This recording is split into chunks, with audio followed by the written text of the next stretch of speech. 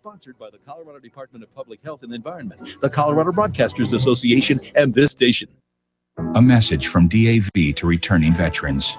Thank you for doing your duty and doing our bidding.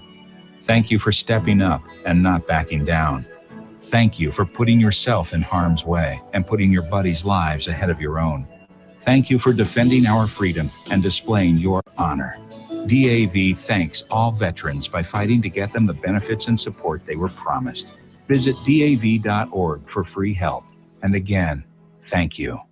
African Americans are nearly twice as likely to suffer a stroke as white Americans. There are steps you can take to help beat the odds. 1-888-4-STROKE or go to strokeassociation.org. Join the power to end stroke. Brought to you by the American Stroke Association and the Ad Council.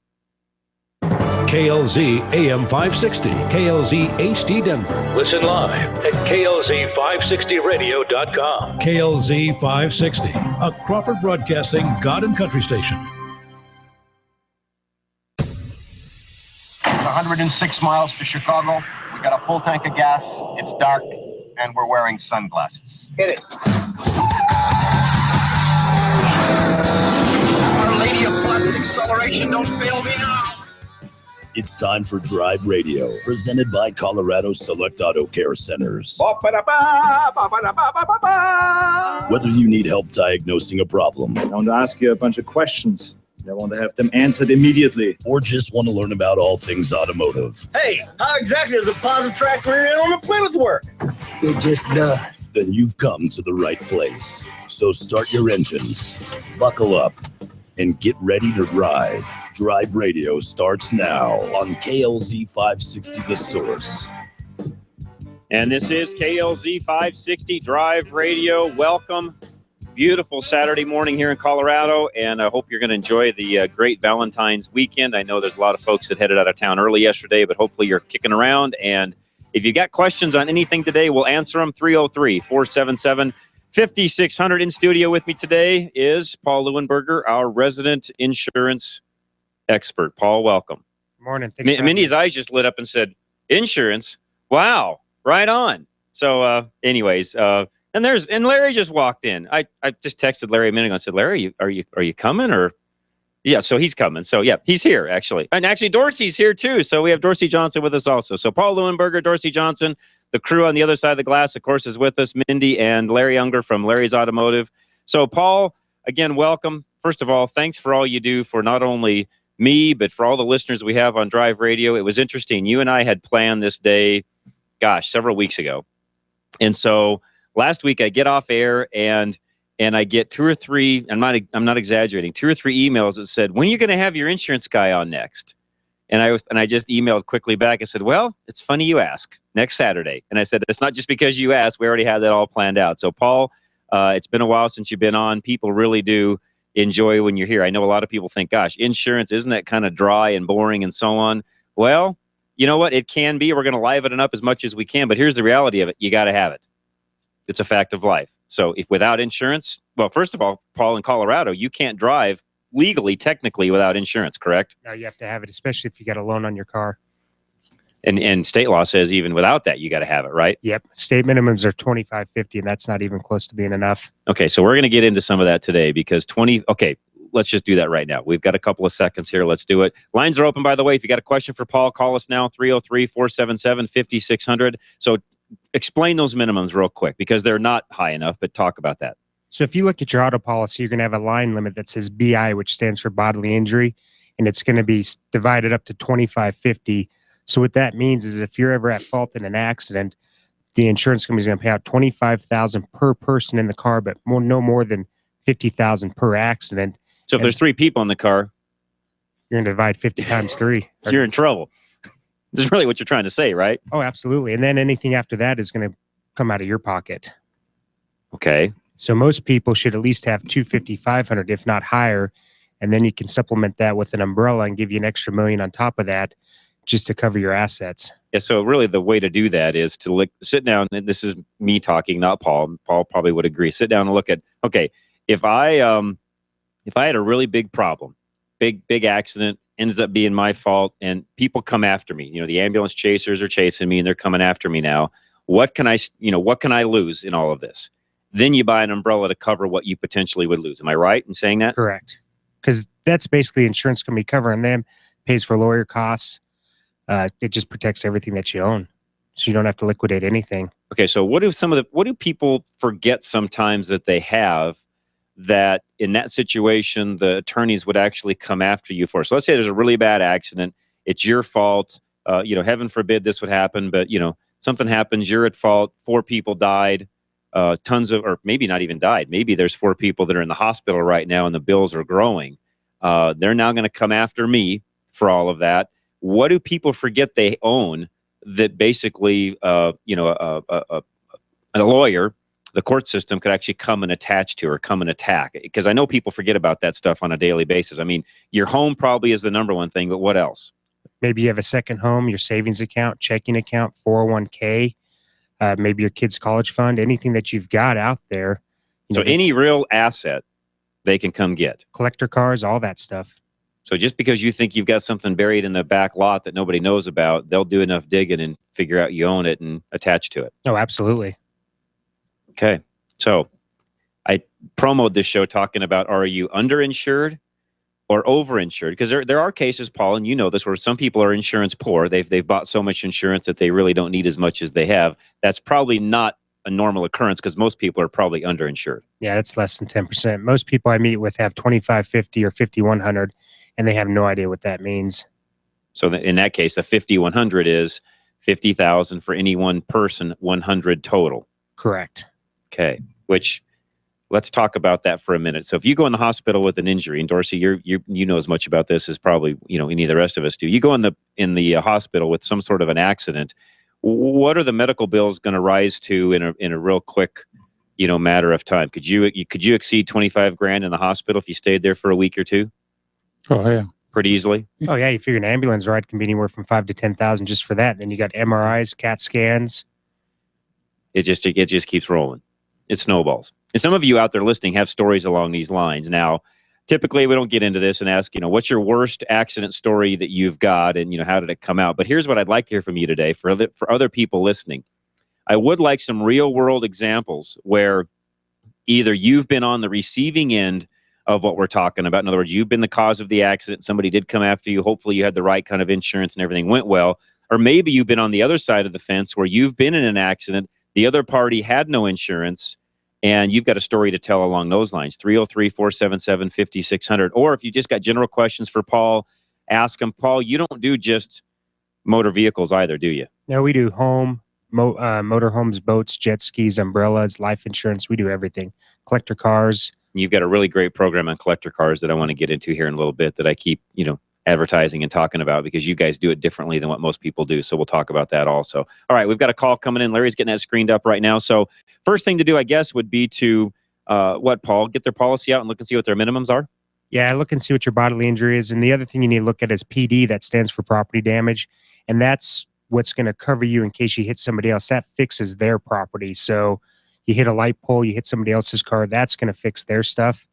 And most people that I see run 25, 50,000 on that, and that's just not enough, especially if you got a 2 or 3 car accident.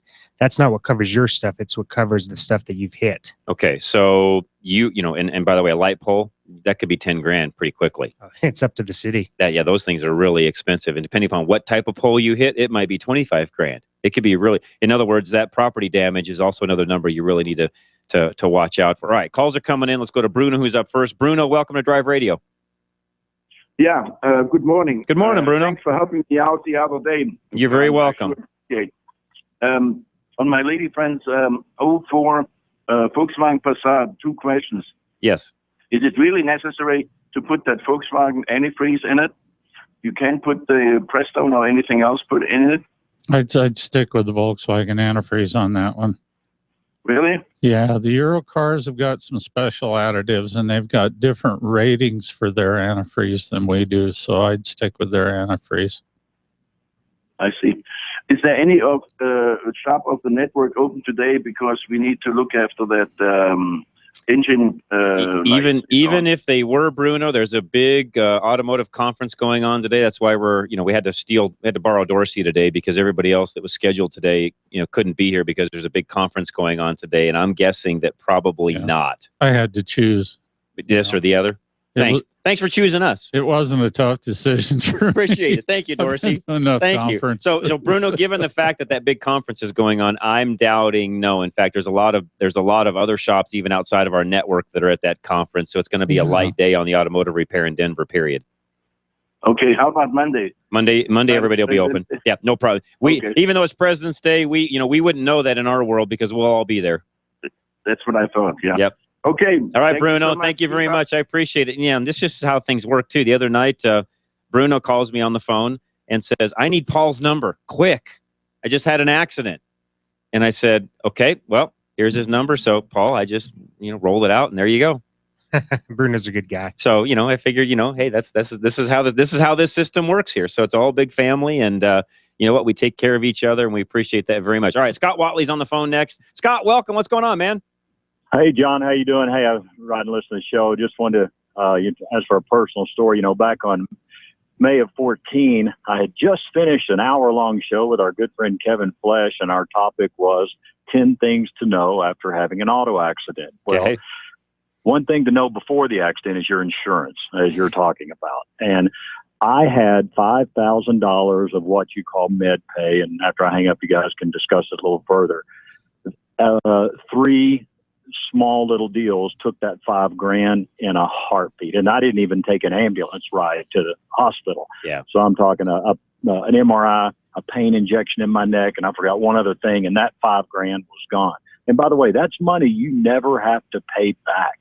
So that's now I've upped it to $25,000, and your expert there can talk a little bit more about that. But the lady that hit me had a $25,000 policy limit. Well, that went really quickly, and just a chiropractic and trying to do some physical therapy. Well, now I need to have a disc replacement in my neck, but I had $100,000 for underinsured.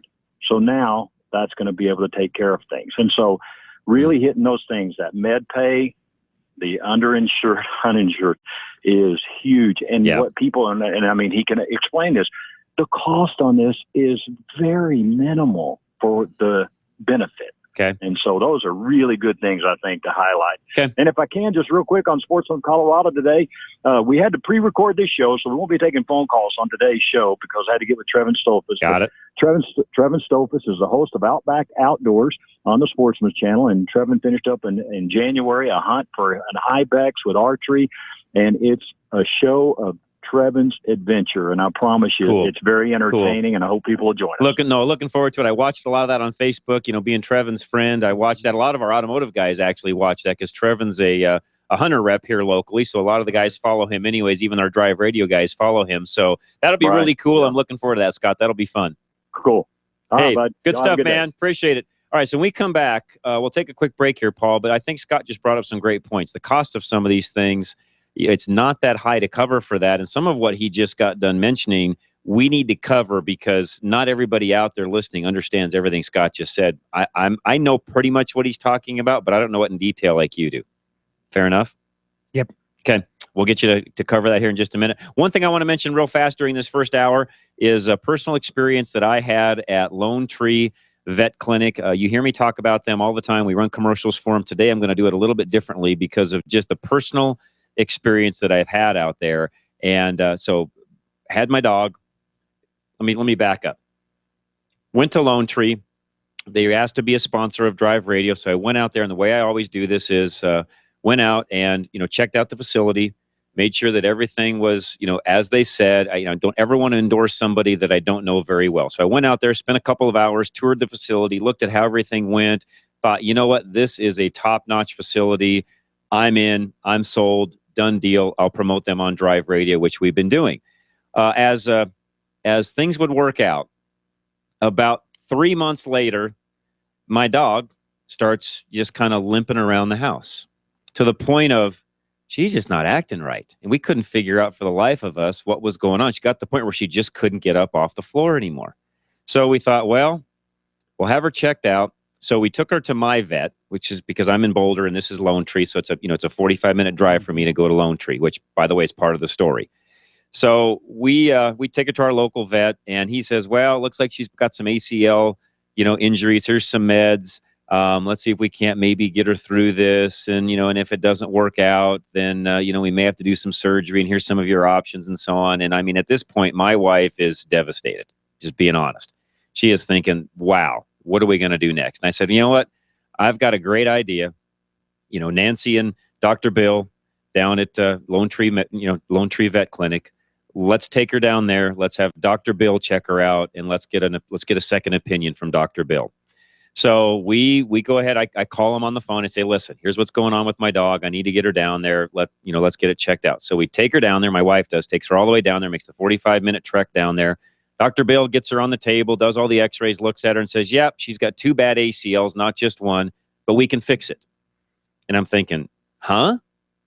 And he's like, yeah, we can fix it. And I'd heard all these horror stories about other people who had dogs where they'd fix the ACLs and the dog was never right afterwards and just didn't pan out. And I'm like, okay, so explain to me the fix. I'm not going to get into all the gory details, but he said, listen, I've been doing these things for a really long time. We're really kind of a pioneer in this end of things. We do it a little bit differently than a lot of other vet clinics do. It's kind of now becoming the standard, but we do it a little bit differently than what everybody else has done in the past. We can fix her up. And we probably can get by with just fixing one instead of 2. We'll fix the worst one first and then see how she does. So guess what, guys? Fixed her up. Did it the weekend of Thanksgiving is when they actually did the surgery. And she just went down this past week for, I think, now her 4th or 5th checkup. And we've been making the 45-minute trek back and forth. And the interesting thing about it is my dog, we load her up in the car. We start trekking on down. The minute we turn on the Lincoln, she knows where we're headed. And her ears perk up, and she's ready to get out of the car. And it's one of these things where she's bolting into the into the vet office. So we get in there, and of course, everything is nice and neat. And you guys have heard me talk about how it doesn't smell like a vet clinic. But here's the deal. They took care of her so well. It is like part of the family. You guys know how this is with pets. So she's like part of the family. Dr. Bill has got her totally fixed up. He fixed her left side. Her right side now has somewhat healed itself. And, because she now can have full use of her left leg, and, she's getting around just great. And she's 10. So keep in mind, this is a 10-year-old lab. And he said, listen, John, she'll easily last more than likely another 4 or 5 years pretty easily. And, we'll make sure she's got a good, long, healthy life. That's how they treat all of the pets, all the customers that come into Lone Tree Vet. So I'll tell you what, find them at LoneTreeVet.com, 303-708-8050. Great facility. Check out everything on the web. I highly, highly recommend them. I don't care if you've got a cat, a dog, any pet.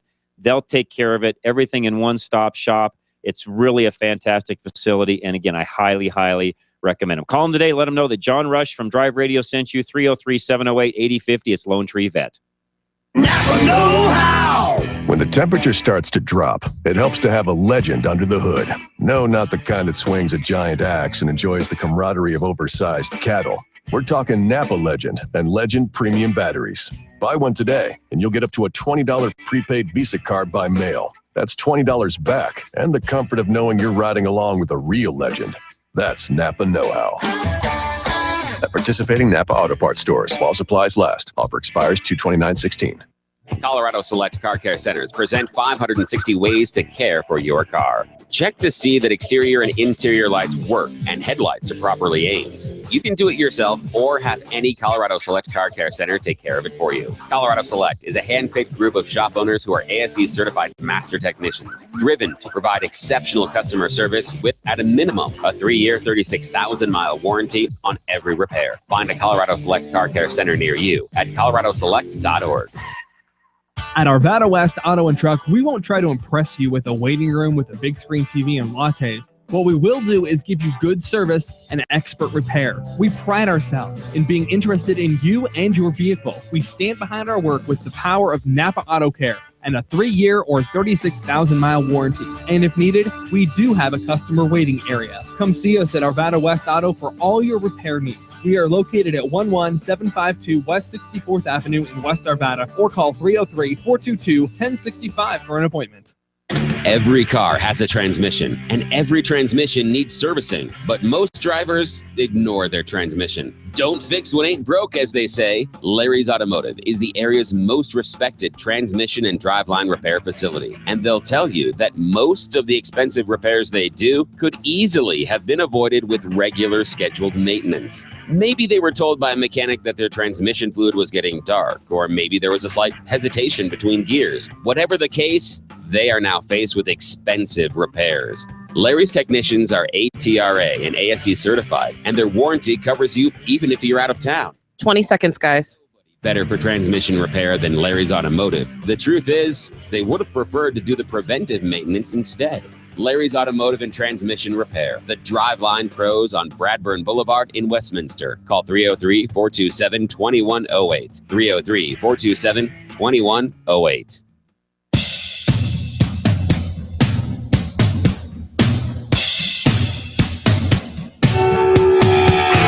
All right, John Rush to... No, Drive Radio today. Bad habit. Drive Radio, KLZ 560. Lines are open. Call us. We'll get you right on air. 303-477-5600. All right, so Paul, we were talking about, Scott called in a minute ago, gave an example of, an accident and things that happened. So he basically sounds like he was hurt or hit and injured, hit and hurt. And I know it totaled his truck, so he ended up having to get a new truck by somebody that had the minimum policy. So he said, okay, well, you got to make sure you got the right underinsured, policy, I guess you could say, or what do you call it? Is it an add-on to the existing policy, or how do you do the uninsured? No, it's part of the policy. So you have two things. You have uninsured and underinsured. Okay. And it covers you both ways. So if somebody doesn't have enough insurance, and then yours will kick in. If they don't have any insurance, yours will kick in. So if somebody hits you and they don't have any insurance and you go to the hospital and you go after their insurance and they don't have any, then the uninsured and underinsured would kick in, and you'd have whatever your limits are, 250, 500. So you'd have 20. Whatever you buy. Yeah.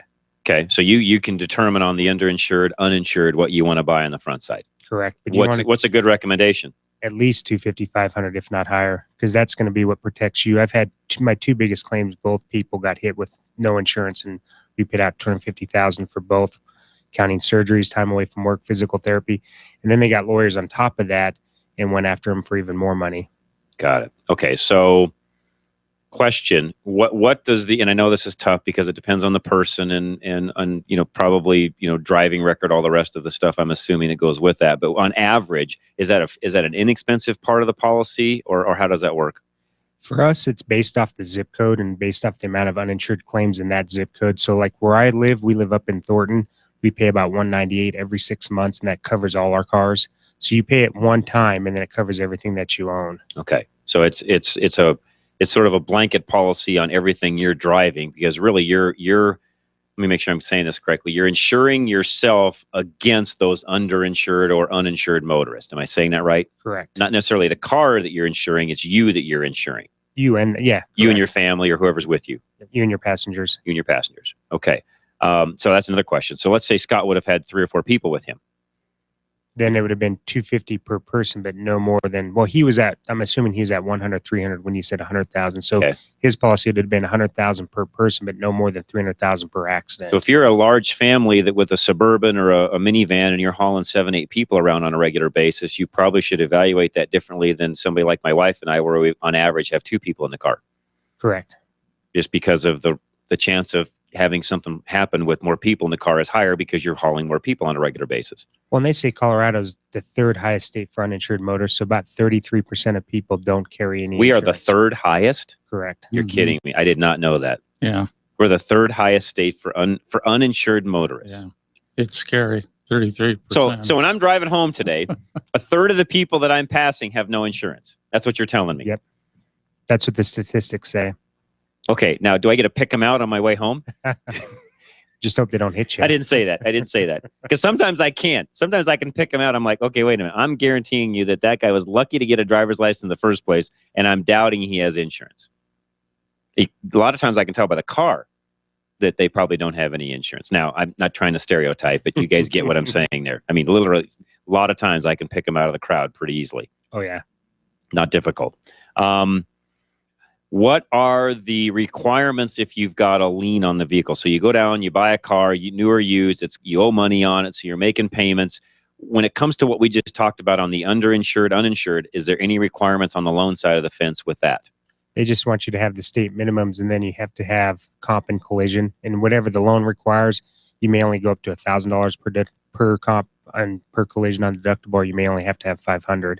That depends on the company that basically loans you the money, right? Yep. Okay, so that's something you have to check out individually. Okay, so here's the property damage side of the fence, that PD.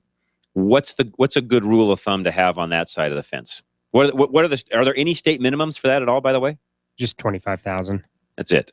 Yeah, for me personally, I carry $250 on mine, and then I've got a $1 million umbrella, so I've got $1.25 million for property damage. Got it. So if you run into you slide off the road, run into a transformer, hit a light pole, run into a building, what have you, that's what that's doing, correct? That's going to cover all that. And you'd be surprised if you call your company and bump it up from 100 to say 250,000, it's usually going to run you $5-6 per car. So it's not much. Maybe an extra $3 a month. Wow. So it's minimal. Very minimal. All right. Let's go to Dan, who's up next. Dan, welcome. What's going on, sir? Hello, Dan. Hi. A huge fan of the show. Thank you, sir. Now that you're talking about anything car related, I'm from Brooklyn, and there when Mayor de Blasio took over, he had a big push to just send cops out and just write tickets. And I'm in HVAC, so I'm a service tech, so I need to drive for a living. Right. So I had no choice but to leave New York. And then I went to San Francisco. And to make a long story short, the way they have this national registry where you're locked into the DMV, it follows you around up to 5 years, and it takes your livelihood away from you. And it's not like I have a DWI or an accident or anything. They're all just like frivolous little like improper turns and no blinkers and just right. The punishment does not meet the crime. So you're telling me something maybe I knew this, maybe I didn't. I thought, Paul, correct me if I'm wrong. So there is a national registry where if you have a ticket in Florida, it now shows up in Colorado as far as the insurance side of the fence goes? That's new to me, because I know when we pull, and not only insurance, but the DMV points record too. Really? That would go onto your Colorado points as well. That one I was not aware of. So Paul, explain real quick how you guys do it when you pull insurance. We just pull the MVR for Colorado. I mean, we don't pull nationwide MVR. It's just Colorado MVR based off the driver's license. Because a lot of the states, like in Arizona and New Mexico, when you get a ticket, you just pay the fine, and there's no, at least back then, there was no points on your MVR. So there's no crossover. Okay. So in your particular case with your insurance company, American National, you only pull here in Colorado for that particular license and that driver. Correct. Now, let's say they've just moved from California to Colorado and they still have a California license. Then we'd pull the California MVR, and then we'd pull the Colorado one too. But if they've got a Colorado license, they're going to pull Colorado. Correct. Okay. So does that make sense, Dan, as far as now, maybe that's different between the insurance companies, but the way American National does it is the way Paul just explained. That's great. But if I take my California license and transfer it to Colorado, the National Registry will communicate with Colorado and say, hey, listen, he got a ticket, in Nevada in, January 2015. And then that translates onto your Colorado MVR. You know what? That is something that I'm going to have to do some research on. I'm not making it up. Yeah, no, actually, that's. I'm in. Sorry, you're intriguing me because I didn't know that. So I'll do some more research on the law enforcement side. Okay. It's more for their use. The only way I was able to beat it was there's a couple states like Michigan, Massachusetts, Tennessee, and I think there's 2 more. But I got a Tennessee driver's license.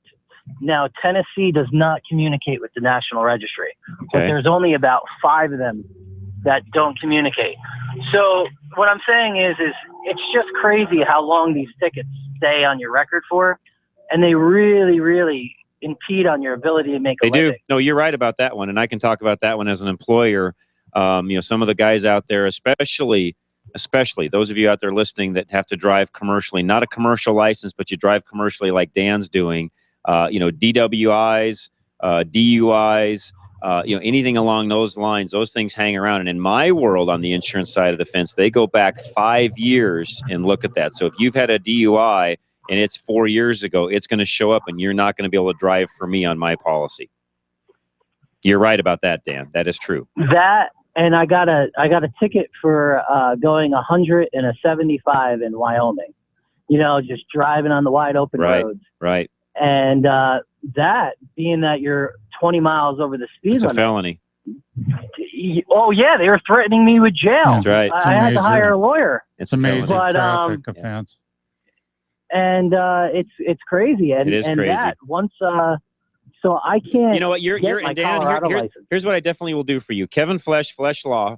He was on with me on my daily show this past week. Kevin's going to join us on Drive Radio. Him and I are going to put some things together this week where he'll be a part of what we're doing on Drive Radio. We'll get him on air here in the next week or two. These are more questions along that side of the fence than it is Paul on the insurance side. I'll have Kevin on and we'll just talk about this stuff. How's that sound?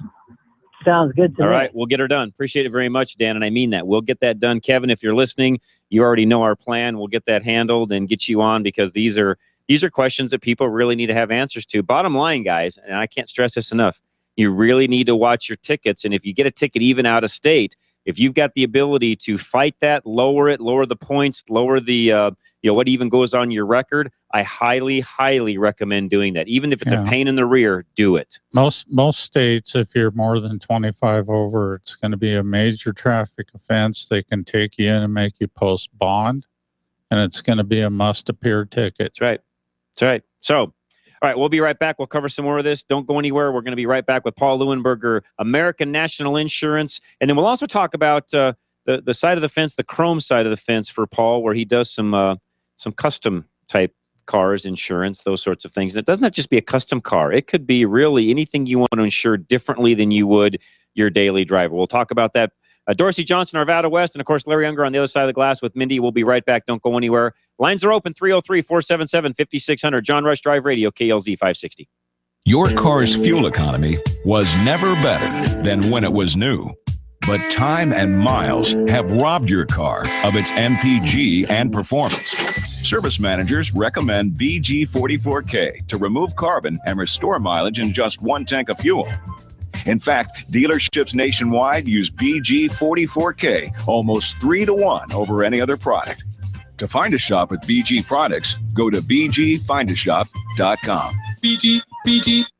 Can you imagine selling your car next week and saying to the buyer, hey, don't worry, because the engine is covered against failure for life. It's called the Lifetime Protection Plan for the Engine from BG Products. Now imagine having this huge benefit free with your next oil service when you remember these two letters, BG. BGMOA is available at over 20,000 shops nationwide. Find yours at bgfindashop.com. That's bgfindashop.com. BG. Hey, Northern Colorado, the sisters from Community Auto here. Just letting you know we got your back. We have a happy family here at Community Auto and would love for you to be a part. We've come a long way since opening shop more than 20 years ago. Thanks, Dad. As Small Business of the Year 2015, featured in Parts and People and among the top shops in Colorado, we'd like to thank you for trusting us with your vehicle. With our new customer loyalty program, you can earn rewards dollars and free services like oil changes and transmission flushes. Like us a lot? Refer a friend, and we'll give you $50. It's that easy. Auto repair doesn't have to be painful. Actually, with us, it's pretty fun. We know that a happy car will get you far, so we'll fix and maintain yours with a smile. We're fun, fresh, and good at what we do. Call us today or visit us at communityautoinc.com. We'd love to meet you. At Napa Auto Parts, we've been the most trusted name in auto parts for over 80 years. Probably because we've never stopped looking for ways to make the great parts we sell even better. It's a commitment to quality you'll find in every one of our 310,000 parts. From the bacteria-killing surface on our cabin air filters, to the patented damping mechanism on our drive-a-line belt tensioners, to our revolutionary new Adaptive One brakes. And Napa parts are covered by a warranty that's good at any of our 6,000 Napa Auto Parts stores nationwide. Yeah, maybe you don't get this at your average auto parts store, but at Napa, we've spent the last 80 years making sure we were anything but average. To find the Napa. 15 seconds. Go to NapaOnline.com. Napa, get the good stuff. With over 125 locations in Colorado, southern Wyoming, and western Nebraska, there's only one place to get the good stuff: Napa Auto Parts.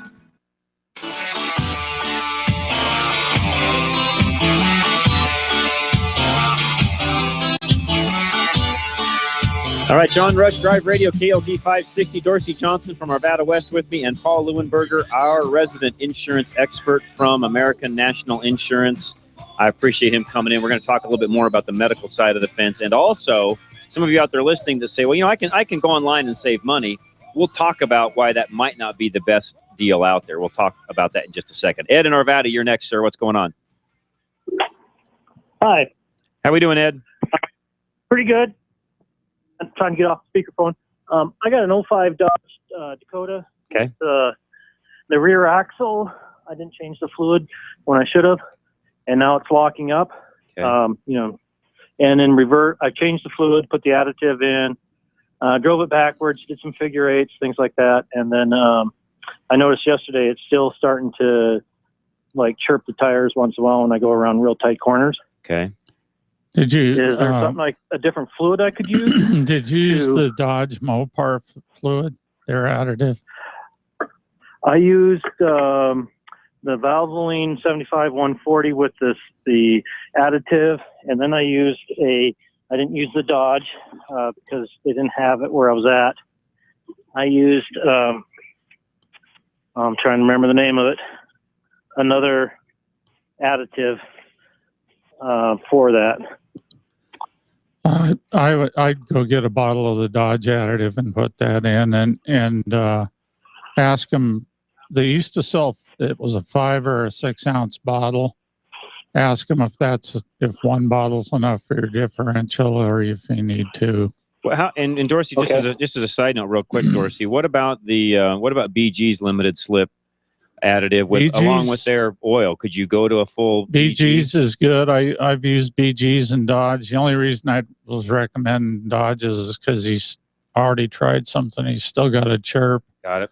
But BG's is good, but you do have to watch the labeling on it. I can tell you right off the bat that one tube of the BG or one bottle is not going to treat your differential. You're going to have to use two. Got it. Okay. The stuff I used was TransX, 7 ounces. Don't know that product at all. I haven't had very good luck. And that's probably, to Dorsey's point, that's probably not enough because the bottle of BG is 6 ounces. So if Dorsey's saying you need 2, you didn't even put enough of that in. Right. Okay. Yeah, 6 ounces. 6 ounces might cover almost a quart. You're going to have, 3 quarts, 3.5 quarts in that diff. Yeah. Okay. I will go get some of that then. Thank you. Okay. Yeah. The other thing too, real quick, did you happen to pop the cover and look inside just to see if everything inside looks good, or did you just do a drain and fill? No, I took the cover off. I flushed it with brake cleaner. Good. Wiped it down real good. Okay. Good. Any big chunks of metal, anything like that coming out? No. Okay. No chunks, hardly anything on the magnet. Perfect. Perfect. It was in Okay. good Good. shape. All right. Well, you're in good shape. I think this is more of a fluid issue, and this is one where you could suck out and add and do it that way. Where Dodges you are just real temperamental. A lot of the Chevys and Fords, we can put one tube of BG in, and it'll be good with 3 quarts of 80, 90, or 75, 140. Dodges, we do it, and they'll chatter and make noise and whatever. You get the right fluid, you'll be okay. Okay. All right, Ed. Thank you. Appreciate the phone call. Thanks for that very much. Okay, so switching back over on the insurance side. By the way, if you've got a question for Paul or any other question for us, doesn't matter. 303-477-5600. Give us a call. One thing, Paul, we were talking about through the break is I see advertisements daily, literally. If you're watching any kind of television or even on the internet, there are ads popping out all over the place talking about how somebody out there can save you money on your insurance. Now, I got to believe, and I don't know this like you do, but I got to believe one of the ways they can save you money is if they lower all the minimums down, or lower all of your coverages down to the minimums, what I should say. Of course, anybody could save money on their insurance if you do that, but that's not the right way to do it. No, that's not. And I see that all the time where people can save money and then they've lowered their coverages from 250, 500 to state minimums. Then they've raised their deductible from 500 to 1,000. So now they're self-insuring for not only their car, but then their bodily injury damage as well. And I guess if you either A, don't have much to lose, or B, have enough money to self-insure, great, go for it, I guess. Although as a fellow driver on the road, I hate people running around with minimums. Why? Because you're the one that's going to run into me that I'm now going to have to get my insurance company involved and pay the rest of the bill because you don't have enough to cover what's going on. Kind of like what Scott Watley just went through. That's my beef with our minimum coverage in Colorado right now, which I know is not a Paul issue or an insurance company issue. That's a legislative issue. And I've had legislators on and we've talked through this before, not on this show, but on our weekday show. And a lot of that has to do with, well, that's all people can afford and this, that, and the other. And my normal comment back is, well, if that's all they can afford, maybe they shouldn't be driving. Now, that sounds really harsh, but you got to realize when you're on the road, you're affecting everybody else out there, not just yourself. Well, and you're impacting our rates too. Thank you. Yeah, causing our rates to go up. Yeah, if a third of you out there driving don't have insurance, that means somebody else is paying that bill. Us. Thank you. Those of us that are insured are paying that bill. So Paul, I want to just make sure that we highlighted that for a moment. Just because somebody comes along and you see the 10:30 at night commercial on the TV that says, hey, come visit such and such, and I'll save you money. Well, yeah, they can save you money, but you're not going to have the same insurance coverage you have today, most likely. Am I right? Usually you don't. There's more to that story, by the way, which we'll probably leave for another time. Let's just say this. If you have questions on that, call Paul. He can direct you on what to do, and he can give you some more behind-the-scenes ideas of what happens in some of these areas. Paul, how do people get a hold of you, by the way? We haven't mentioned that yet. My cell phone's 303-619-9891, and my office number is 303-662-0789. So 303-619-9891? Correct. All right. So that is the number to get a hold of Paul. What's your website, by the way? People can go there too. ChromeInsurance.com. Okay. You can also find them by going to drive-radio.com, and on our very front page where we have all of our sponsors listed, if you just click on Paul's little logo there, the Chrome logo, takes you right to his page. Everything is listed there. It's a piece of cake. And I'll tell you right now, Paul will legitimately, make sure I say that correctly, will legitimately figure out ways to save you money. I've said this testimonial numerous times now. So on my homeowners, which we'll get into here in just a minute, I went to Paul on my homeowners, and Paul knows this story as well as anybody. 40% is what we saved. Yeah. 40%. That was a big number. And had better insurance when it was all said and done than I had prior to that. So not only did I save 40%, I ended up with better insurance. I wasn't underinsured. I didn't lower any of our limits. It's just a totally different way of you guys doing it than the other insurance company I was using. The other cool thing, Paul, that we should talk about is when you do the homeowner side of it, you guys actually send somebody out to go through the house to determine what it really would take to, what the replacement value of the house is. In other words, if it burned to the ground, what's it cost to fix it, get it back up into, what's it take to get it rebuilt? You send somebody out to go through it literally almost stick by stick, correct? Yeah, we want to make sure that the programs that we're using are accurate to make sure that if there is a claim that we've got enough coverage to rebuild your house. Which is really, how do I want to say this? Peace of mind is the best way to say that. We talk about Napa, peace of mind, all those different things. Well, this is a peace of mind on the insurance side of the fence. In our house, for example, what ended up happening is Paul and I had to sit down once that was done, and we adjusted some things because I didn't need quite as much coverage in one area that we thought. Because keep in mind, the foundation, unless Paul in Colorado, what would ruin a foundation? Nothing that's not going to be covered. I mean, if there's a fire and a total loss, you got the foundation. The land is there, the foundation is there, your taps are there, your electrical service is there. I mean, those are a lot of things that you're not having to go out and rebuy. That if you went to buy a new house, you're actually going out and having to flip the bill for. Those are things you guys factor into the cost of the rebuild, correct? Correct. And demolition and stuff too is factored in there. Oh yeah, I forgot about that because they got to clean up, right? Yep. There's a cost to that. Okay, so Paul Leuenberger, it's American National Insurance. Chrome is really what he goes by. And we'll talk in a moment here about some of the exotic car insurance, and maybe not exotic isn't the right word, custom car insurance. But I'm not saying that correctly because it's not just cars. It could be car. It could be a really nice truck. It could be an off-road vehicle. There's all sorts of things that can fall into that Paul can insure differently than what you would just go out and buy your normal, average, typical insurance for. And those are things we'll talk about here in just a minute. So lines are open. We have one line open, I should say, 303-477-5600. Mindy, let's take a real quick break. We'll come back. We'll get these calls screened, and we'll be back for the last little segment of the first hour of Drive Radio right after this, right here on KLZ 560. Your car has up to 24 different onboard computers, making repairs more complicated than ever. Without the right tools, some of these repairs are nearly impossible. Once again, Extreme Auto Repair in Parker has gone to the extreme for you. Extreme owner Dennis Brewster invested in the very same scanning tools the dealerships use. This is important because by using these specialized scan tools, they can directly connect your car's computer system to the actual manufacturer for instant diagnostics. Manufacturer specs and all of the up-to-date, detailed repair information your technician needs to properly fix your car. Best of all, they are faster and always cheaper than the dealerships. Extreme Auto Repair, the most technologically advanced car care center in Douglas County. Tell them you listen to KLZ and they'll take 20% off your bill. Call 303-841-1071, 303-841-1071. Extreme Auto Repair in Parker, going to the extreme for you.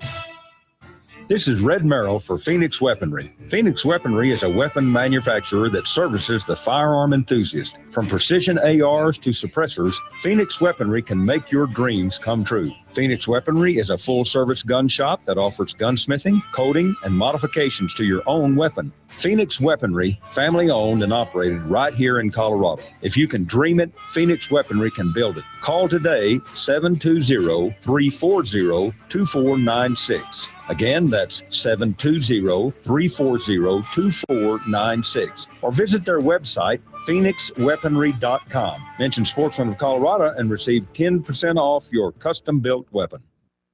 Geno's with a J is your go-to auto service shop in Littleton for all your car care needs. Needing an oil change? Take advantage of Geno's premium $29.95 oil change and receive a free set of windshield wipers with the mention of this ad. See store for details. Brakes, alignments, or car maintenance. Geno's does it all. In business over 32 years, Geno's offers courtesy vehicles while your car is being serviced. They are conveniently located at Bowles and Platte Canyon in Littleton. Visit them online at genosautoservice.com. That's Geno's with a J.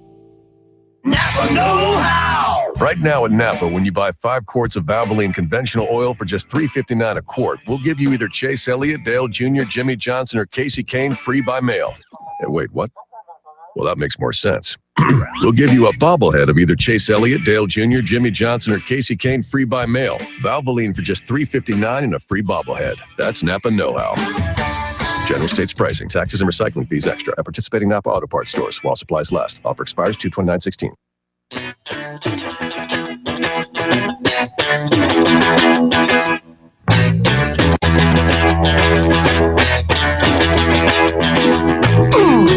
All right, John Rush, Drive Radio, KLZ 561. Right to the phones. We have Mac, who's up next. Mac, welcome. How are you, sir? Fine. How are you? Doing great. What can we do for you? I have a 2015 Subaru Forester that has 2,260 miles on it. Okay. It's due for about an 18-month maintenance. And since my last oil change, I've driven about 500 miles. My question, and it's got synthetic oil in it. My question is, do I need to have the oil changed at the next maintenance? What was the time frame on the last oil change? How long ago was that? Not mileage, but how long ago date-wise? About 7 months ago. I would say you're going to be in the arena where you need to do an annual oil change. You just need to figure out when that annual date needs to be. Just do it at the same time every year. Make it as convenient for you as possible. You're not driving enough miles to do it any more than that, but once a year, oil change for you would be fine. I appreciate your help. Okay, Mac. Appreciate it very much. Thanks for the phone call. Yeah, those of you out there that are driving, minimal miles, or Paul and I were just talking a moment ago, you insure, Paul, a lot of guys with cars, exotics, and so on that, might get driven 1,000 miles a year if they're lucky. In some cases, less than that. Same situation. Annual oil change. All you need to do. Don't need to do any more than that. And a lot of you that have vehicles that are especially garaged like that, you do an annual oil change. That's all you need to do. Now, frankly, that even includes, I've got my old 68 GS now that Paul's insuring, and same deal. I don't drive that car enough miles. I'll change the oil once a year and call it good. And, I won't put 1,000 miles a year on that car, and off I go. Done deal. So even that car, being a 1968, once a year oil change will be more than enough on that car. Agreed, Horace? Yeah. There's no need to, you're not driving enough to worry about it. And, especially when they're garage, because you just don't have the fluctuations of temperature even when it's in the garage. So that even makes it easier. Maureen is next. Maureen, welcome. Thank you. John, I'm called to give some information, and that is that if you're a policyholder in a mutual insurance company, you participate in both the profits, but also the losses of that company. And the only reason I know this is that many years ago, both my brother and father got letters from their insurance company. It was a major insurance company. I don't remember which one. But they said, you'll have to send us a check for $600. The other one said to have to send a check for $900 because we've suffered losses this year. And as a policy holder with us, you have to pay up. Okay. Paul, comments on that? Does that sound right? Yeah, that's not how American National works, though. Pardon me, what'd you say, John?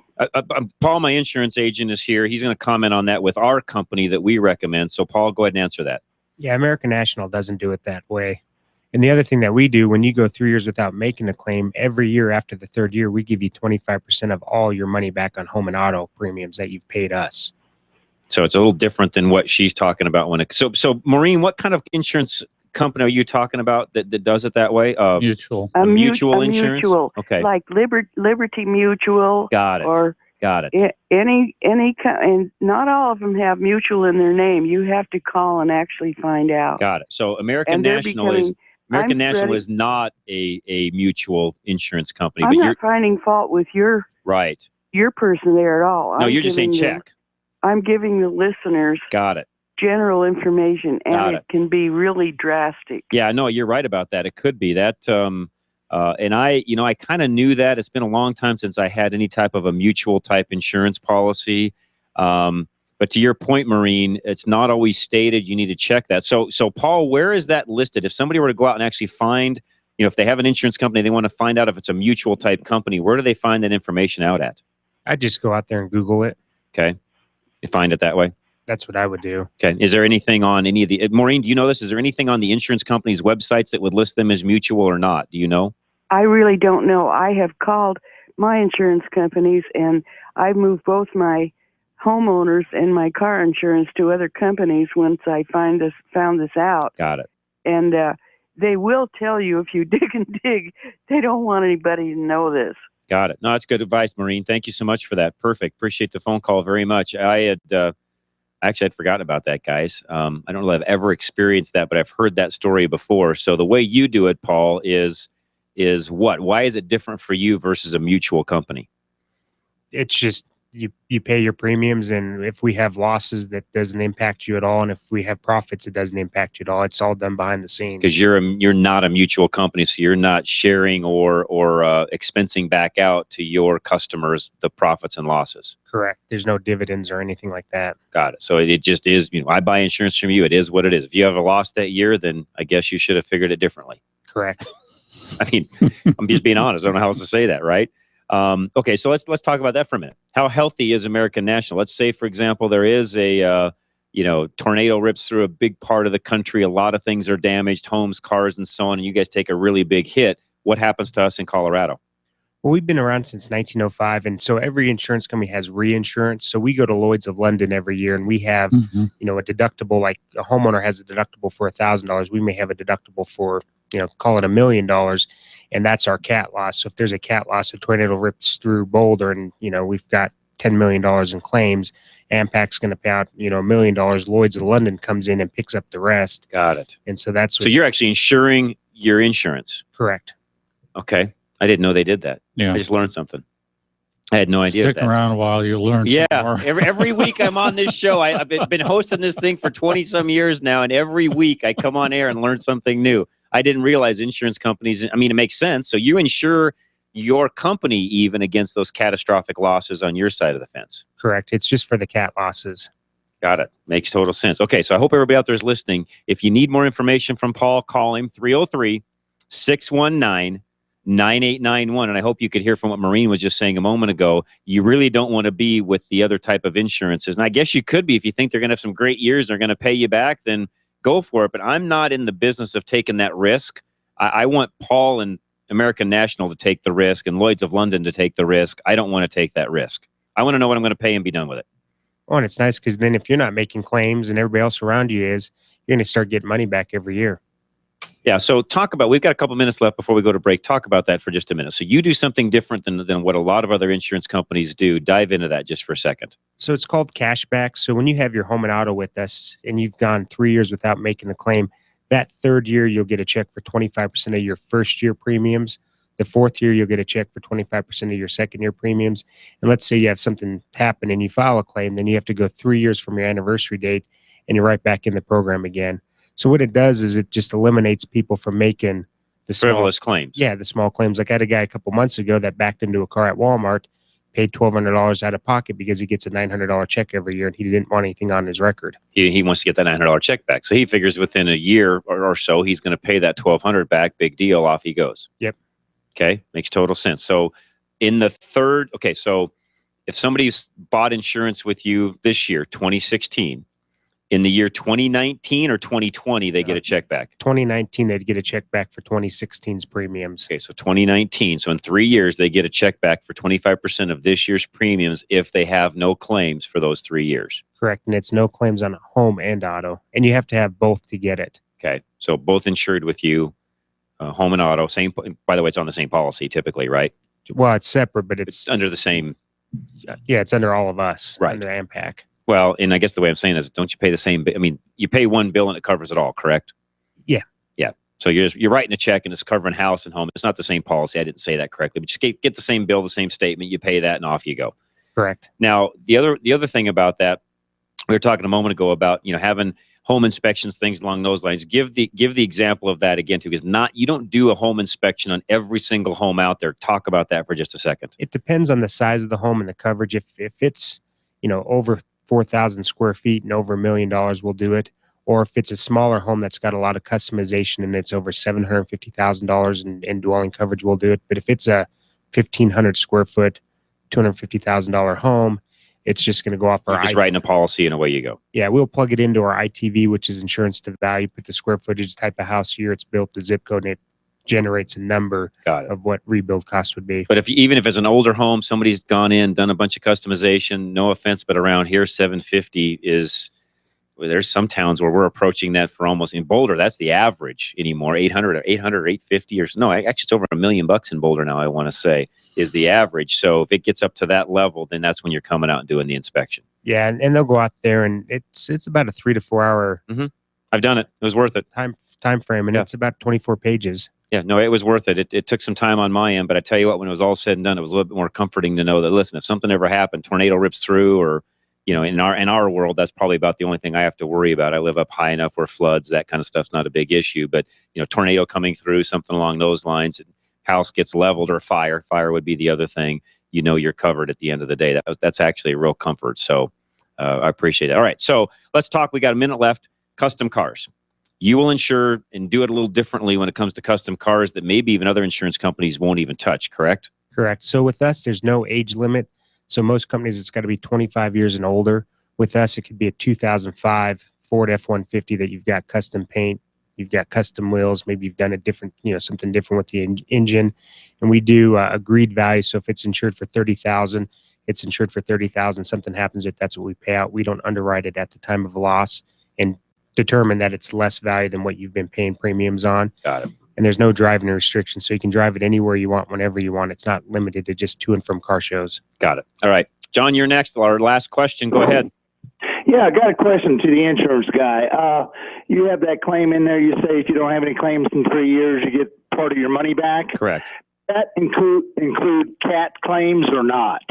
Because I have like a $2,500 deductible in my mind that anything under $2,500, I pay out myself instead of turning it into my insurance company because I don't want frivolous claims and I don't want my rates to go up.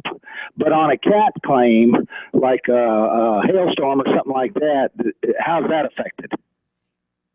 In most states, we're not allowed to give the money back because they consider it rebating, and that's illegal. But with cat losses in Colorado, we have to still deem it against you. It doesn't count against your insurance as a policyholder, but it resets your cashback check because Colorado makes us do it that way. Got it. Okay. Does that make sense, John? Yeah, one last question. Car rental coverage. Does your insurance cover if you rent a car? You know what? We're running out of time. That's a deeper question than we've got 20 seconds to answer. John, we'll answer that as soon as we come back. I promise I'm going to drop you off, but don't go anywhere as soon as we come back from the news. That's a great question, Paul, that takes more than 10 seconds to answer. So let's do that. Sound good? Perfect. All right. We'll talk about rental cars and net coverage when we come back. We got lines open. Call us. And we'll get those questions answered. Anything insurance or anything else you've got for us, we'll answer them. 303-477-5600. John Rush, Dorsey Johnson, Paul Leuenberger, Larry Unger on the other side of the glass, and Mindy, our great engineer. First hour under wraps. We're going to be back for hour number 2 right after this. Don't go away. John Rush, Drive Radio, KLZ 560. Still haven't had enough? Go to drive-radio.com. Email your questions and comments. Download previous programs and find lots of useful information, including your nearest Colorado Select Auto Care Center. That's drive-radio.com. Thanks for listening to Drive Radio, sponsored by the member shops of Colorado Select Auto Care Centers on KLZ 560. Drive Radio is a presentation of Colorado Select Auto Care Centers. The independently owned and operated shops of Colorado Select hold each other accountable for their highest standards of technical expertise, honesty, and professionalism. They all understand that choosing a mechanic is risky business. So Colorado Select was created by this exclusive group of like-minded professionals who are dedicated to raising the level of consumer confidence in Colorado's auto repair industry. Schedule your next oil change at any of the Colorado Select Auto Care Centers heard on Drive Radio, and you'll immediately see the difference. For the complete list of all the member shops in the state, visit drive-radio.com. On the next Wake Up with Steve Curtis, Dr. Paul Craig Roberts joins me to reveal who's behind the current meltdown in the worldwide economy. Also, Peter Marisi joins me to discuss the populist appeal of both Bernie Sanders and Donald Trump. It's a show you won't want to miss, and it all begins at 6 a.m. on the next Wake Up with Steve Curtis. Wake up, everybody! KLZ AM 560, KLZ HD Denver. Listen live at KLZ560radio.com. KLZ 560, a Crawford Broadcasting God and Country station. USA Radio News with Joe Gomez. The yeas are 408. The nays are 2. A bill toughening economic sanctions on North Korea is headed to the president's desk after final passage in the House. The bill accuses the North of violating international law by continuing to pursue a nuclear weapon. A recent long-range rocket launch by North Korea was roundly condemned around the world. The Senate approved the measure earlier this week. President Obama is expected to sign the bill. And this bill sends the message to that regime in North Korea that they must reform and they must disarm this nuclear weapons program. Michigan Governor Rick Snyder will testify in Congress next month about the Flint water crisis. The House Oversight Committee is looking into Flint's contaminated drinking water. EPA Chief Gina McCarthy has also been invited to testify at the hearing. This is USA Radio News. Remember when a small business needed a landline? Today, landlines are a thing of the past with Grasshopper, the entrepreneur's phone system. On the road, at the beach, or at home, Grasshopper helps you grow your business. Get all the features of a business phone system and the freedom of a cell phone with our iPhone and Android apps. Features include multiple extensions for your team, calls forwarded to your mobile phones, voicemails transcribed and emailed, and so much more. See how it works at grasshopper.com, the entrepreneur's phone system. Welcome to Staples. Staples guy. One of my company laptops is having issues way over our IT guy's head. Well, you can trust Staples tech team to fix viruses, slow performance. We'll even get it back to you the next day. Perfect. It's Staples Tech Services next day guarantee. Let's do it. You want to check with your IT guy first? I am the IT guy.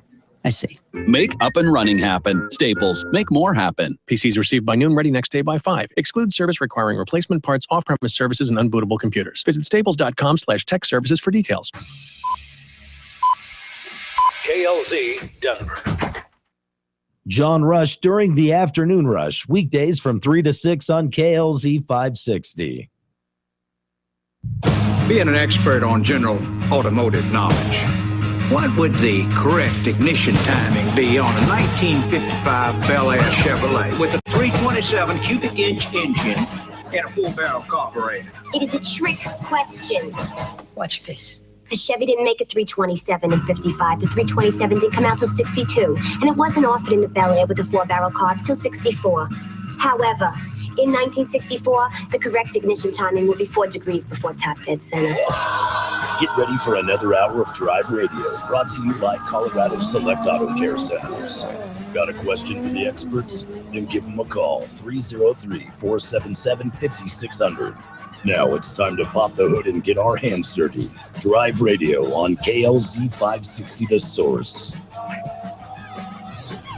And we are back, hour number 2, Drive Radio. I'm your host, John Rush, and Paul Leuenberger is with us. He is our resident insurance expert, and I promised John, our last caller in the last hour, that we would talk about this as soon as we came back, and that is Paul rental cars, which I knew we would need more than about 10 or 15 seconds to cover. So talk about rental cars and how that works, because not everybody that rents a car is always covered like they think they are, correct?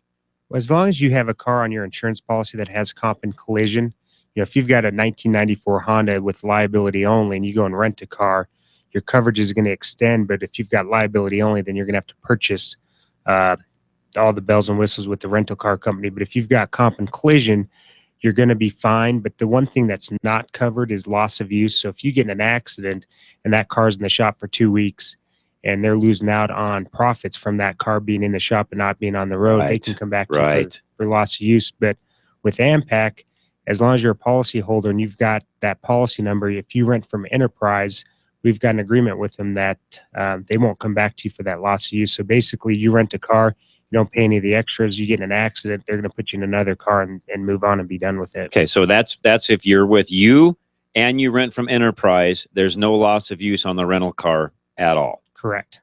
So that really makes it worth renting from Enterprise. So in my case, I need to rent from Enterprise in the future is what I really need to do. Yeah, and they've got really good rates for AMPAC policyholders. You tell me you're with AMPAC, it's not going to be necessarily a discounted rate, but their rates are just, from what I've seen, are really good. Okay, that's good information. So, what about moving vans? Oh yeah, like a 15-foot U-Haul or something like that. Since I'll be doing that here in a couple of weeks, Paul, how does that work?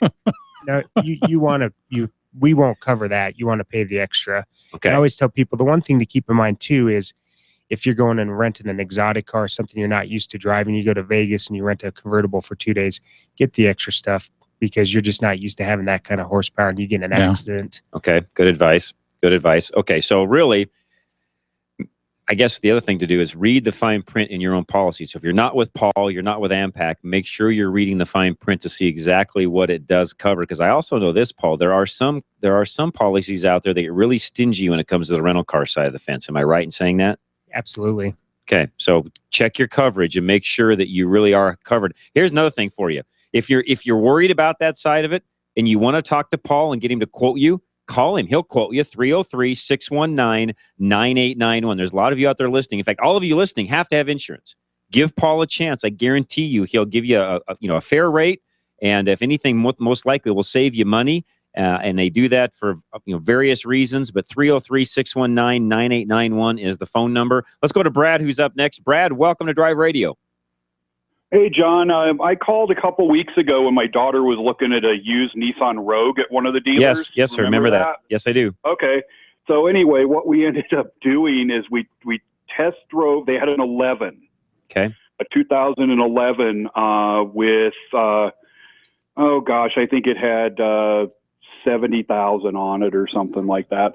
So it still had some coverage. Well, she got ready to buy it. I mean, we're literally waiting for the finance guy. I had been asking for service records from Tynan's because evidently the car was there the whole life, right? Okay.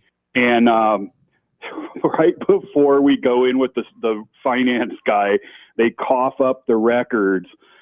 And they had not blacked out the name and number of the guy that had it before. So I went outside and called them, and he starts laughing. He goes, "Don't do it, run away."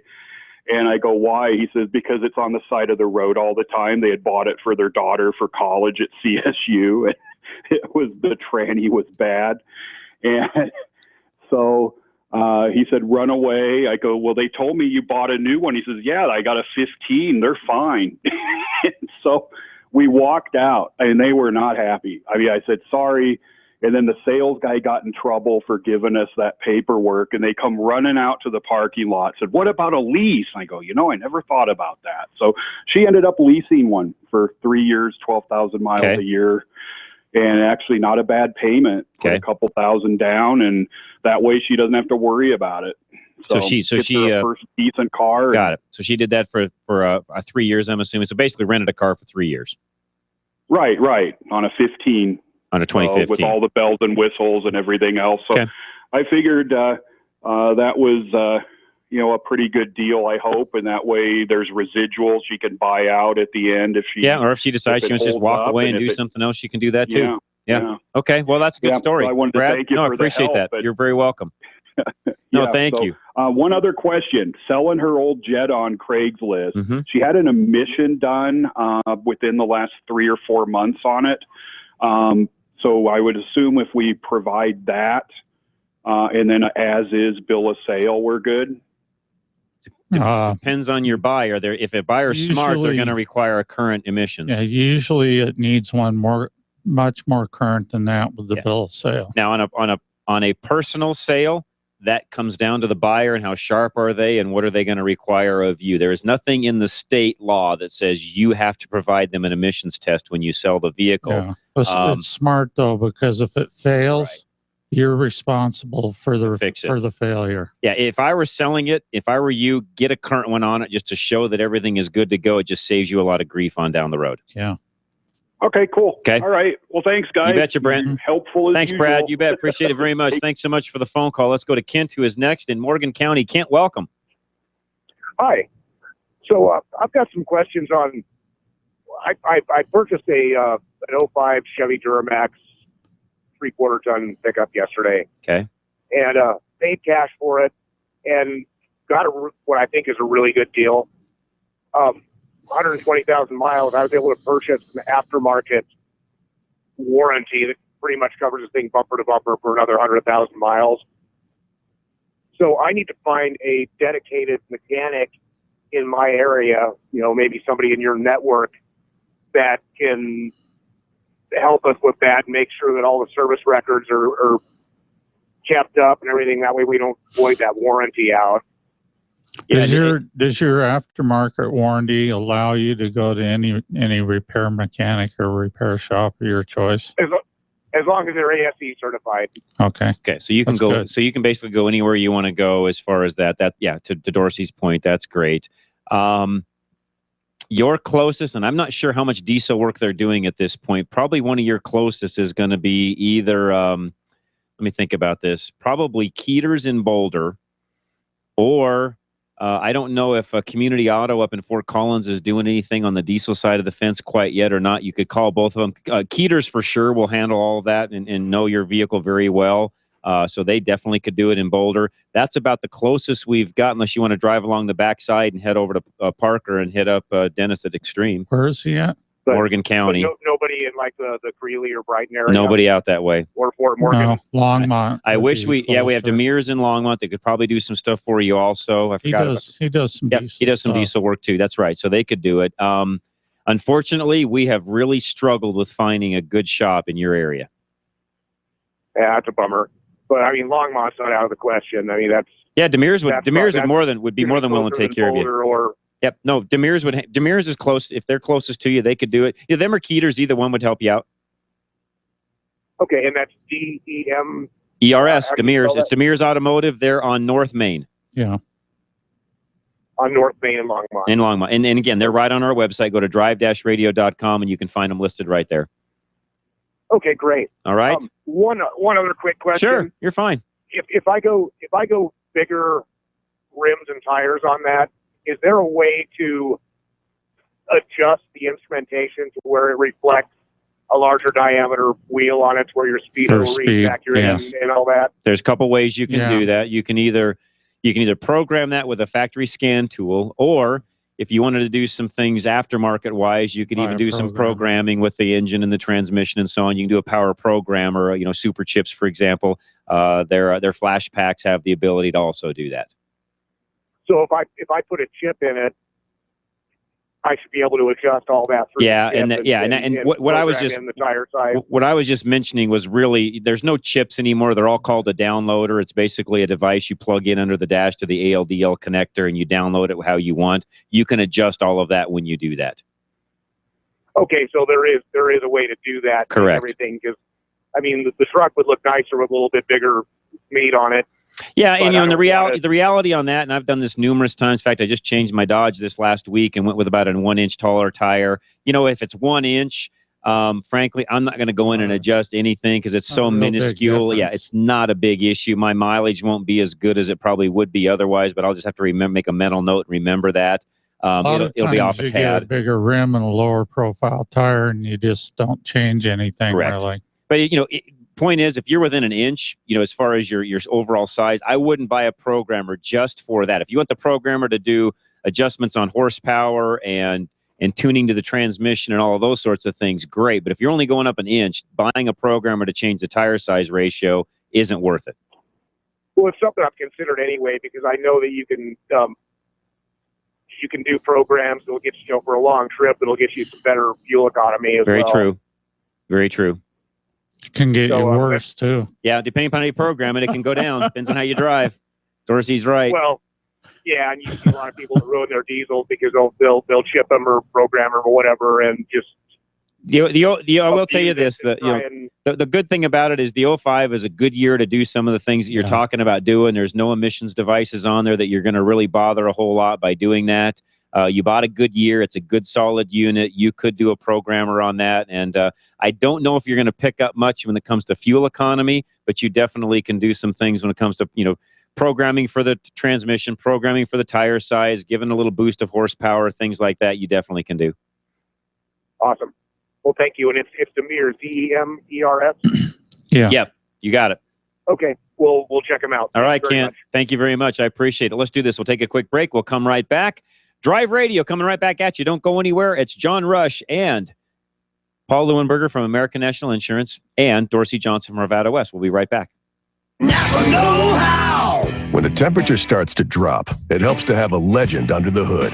No, not the kind that swings a giant axe and enjoys the camaraderie of oversized cattle. We're talking Napa Legend and Legend Premium Batteries. Buy one today, and you'll get up to a $20 prepaid Visa card by mail. That's $20 back and the comfort of knowing you're riding along with a real legend. That's Napa know-how. At participating Napa Auto Parts stores while supplies last. Offer expires 2/29/16. Today's cars and trucks are very complicated and can be expensive to repair. At Arvada West Auto and Truck, we can help you to understand the complex nature of repairs. We specialize in computer repairs. Maybe you have tried another shop and you still have the same problem. Let our highly experienced technicians at Arvada West Auto help you. Call 303-422-1065 or stop by and see us at Arvada West Auto and Truck, 11752 West 64th Avenue in West Arvada, or visit us on the web at arvadawestautoandtruck.com. 303-422-1065. I want my mileage back. Here's some inside information to get your gas mileage back. Inside your engine, carbon builds up, clogging the injectors and combustion area. If you want your fuel system cleaned in just one tank of fuel, use what the inside car guys use most. It's called BG44K. In fact, service managers use it almost 3-to-1 over any other fuel system cleaner. To find a shop with BG products, go to bgfindashop.com. That's bgfindashop.com. BG. Colorado Select Car Care Centers present 560 ways to care for your car. Dirty oil is especially hard on your engine in winter. Do it yourself or stop at any Colorado Select Car Care Center, and they'll not only do it for you.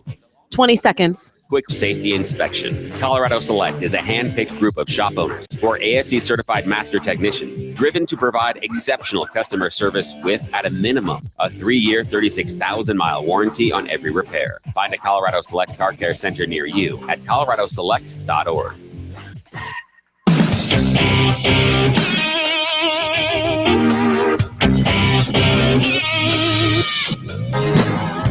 All right, John Rush Drive Radio, KLZ 560. Calls coming in. We've got a line open, 303-477-5600. Paul, real quick, I wanted to talk about the, just to kind of go over the classic / unique car insurance, because you can't just take a 32 Ford and go to State Farm and get it insured correctly. Nothing against State Farm, but typically they're just not going to do it the same way you guys do, correct? Correct. We do the agreed value, and that's the biggest thing that you want to have is if it's insured at $80,000 and there's a loss, that's exactly what it's going to be insured for. There's no back door of, hey, you got 80,000, but we feel like it's only 45,000 due to market value, so we're going to give you a check for this amount. It doesn't work that way. Now, how do you come across the agreed values? Or appraisals, things like that have to happen, or how do you do that?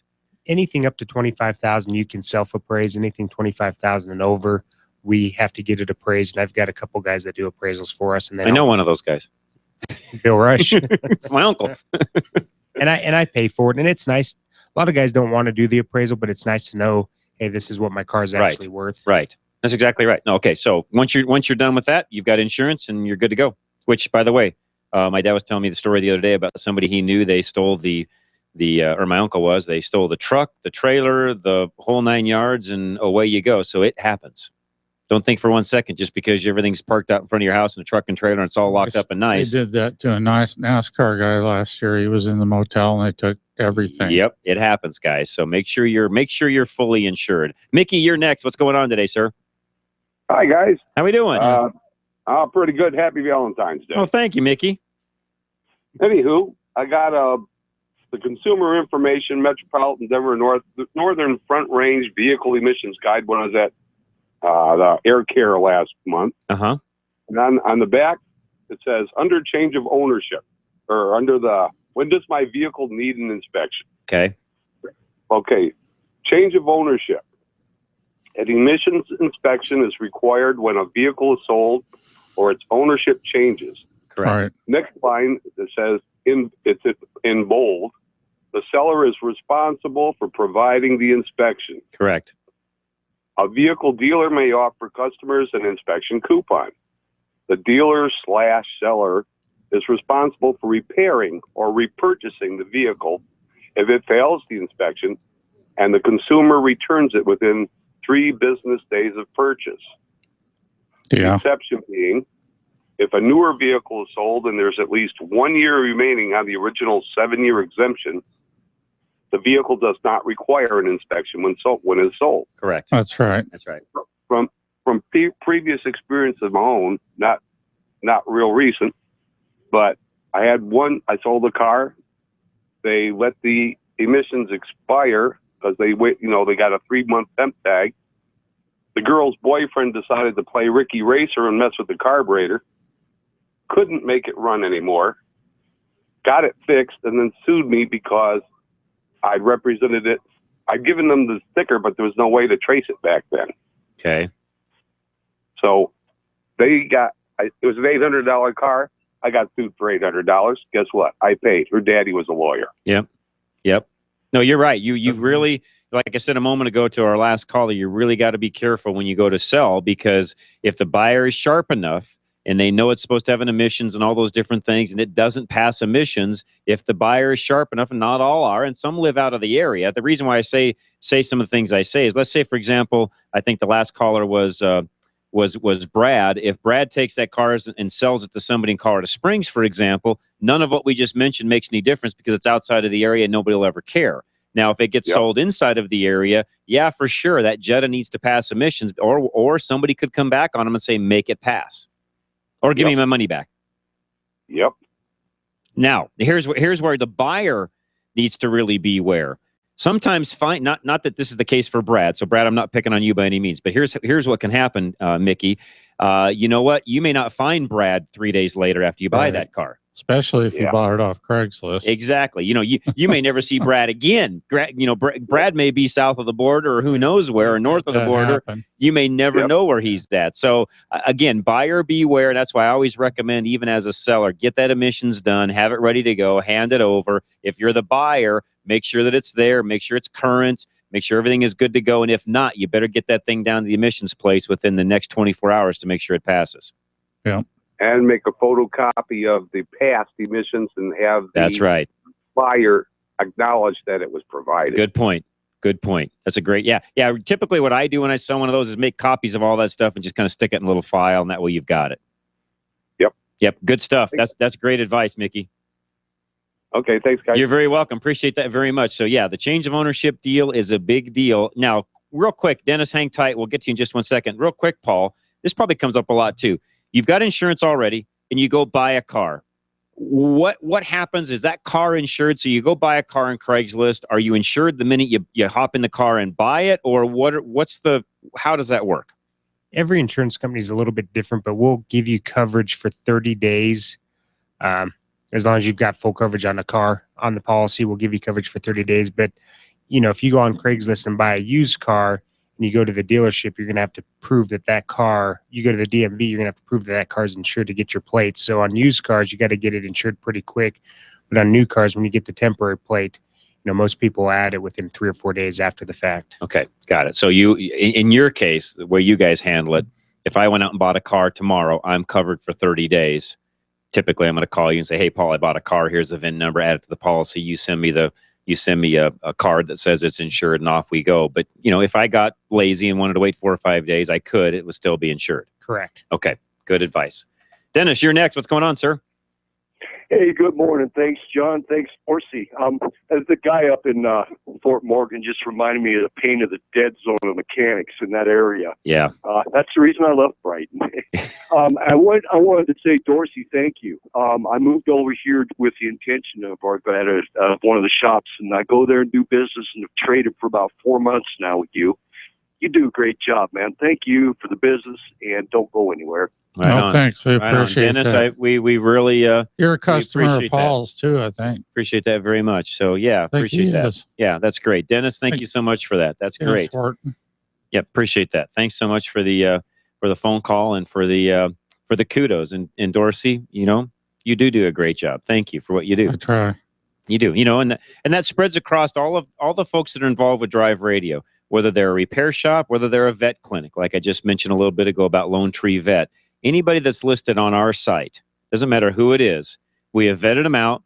We know them. We, in a lot of cases, know them personally. In fact, most of these guys I've known for, gosh, Paul, even you. I've known you. You haven't done my insurance for that long, but I've known you for, 10 plus years now? Yeah, I think we met 2005, 2006.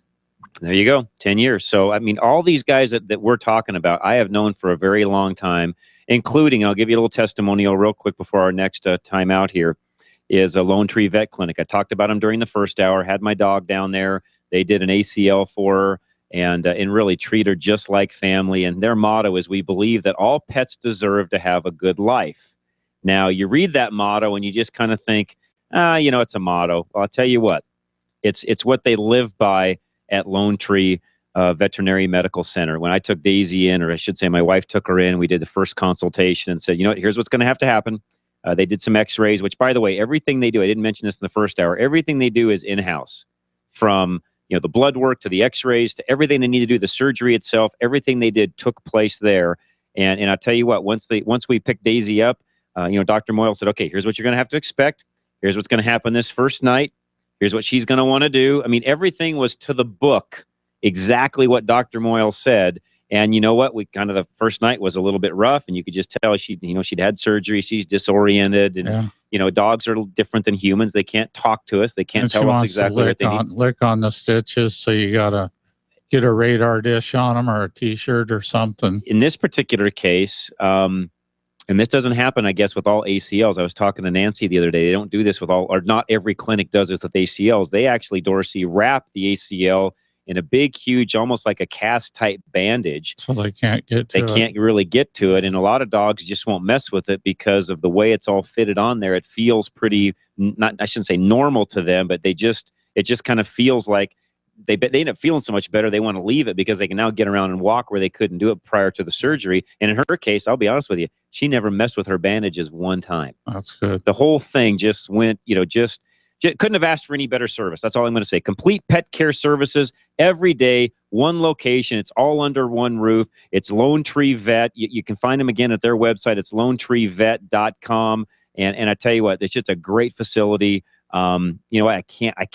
I just can't say any more about them. 303-708-8050. Any one of your pets that you've got, you need to take them there because they'll take care of them just like family. Mindy, let's take a real quick break. Pete and Parker, we're going to come right back. We'll talk about your VIN problem. Don't go anywhere. Lines are open. 303-477-5600. Drive Radio, KLZ 560. Today's cars and trucks are very complicated and can be expensive to repair. At Arvada West Auto and Truck, we can help you to understand the complex nature of repairs. We specialize in computer repairs. Maybe you have tried another shop and you still have the same problem. Let our highly experienced technicians at Arvada West Auto help you. Call 303-422-1065 or stop by and see us at Arvada West Auto and Truck, 11752 West 64th Avenue in West Arvada, or visit us on the web at arvadawestautoandtruck.com. 303-422-1065. Geno's with a J is your go-to auto service shop in Littleton for all your car care needs. Needing an oil change? Take advantage of Geno's premium $29.95 oil change and receive a free set of windshield wipers with the mention of this ad. See store for details. Brakes, alignments, or car maintenance. Geno's does it all. In business over 32 years, Geno's offers courtesy vehicles while your car is being serviced. They are conveniently located at Bowles and Platte Canyon in Littleton. Visit them online at genosautoservice.com. That's Geno's with a J. At Napa Auto Parts, we've been the most trusted name in auto parts for over 80 years. Probably because we've never stopped looking for ways to make the great parts we sell even better. It's a commitment to quality you'll find in every one of our 310,000 parts. From the bacteria-killing surface on our cabin air filters, to the patented damping mechanism on our drive-align belt tensioners, to our revolutionary new Adaptive One brakes. And Napa parts are covered by a warranty that's good at any of our 6,000 Napa Auto Parts stores nationwide. Yeah, maybe you don't get this at your average auto parts store, but at Napa, we've spent the last 80 years making sure we were anything but average. To find the Napa Auto Parts store nearest you, go to NapaOnline.com. Napa, get the good stuff. With over 125 locations in Colorado, southern Wyoming, and western Nebraska, there's only one place to get the good stuff: Napa Auto Parts. Every car has a transmission, and every transmission needs servicing, but most drivers ignore their transmission. Don't fix what ain't broke, as they say. Larry's Automotive is the area's most respected transmission and driveline repair facility, and they'll tell you that most of the expensive repairs they do could easily have been avoided with regular scheduled maintenance. Maybe they were told by a mechanic that their transmission fluid was getting dark, or maybe there was a slight hesitation between gears. Whatever the case, they are now faced with expensive repairs. Larry's technicians are ATRA and ASE certified, and their warranty covers you even if you're out of town. And while there's nobody better for transmission repair than Larry's Automotive, the truth is they would have preferred to do the preventive maintenance instead. Larry's Automotive and Transmission Repair, the Driveline Pros on Bradburn Boulevard in Westminster. Call 303-427-2108. 303-427-2108.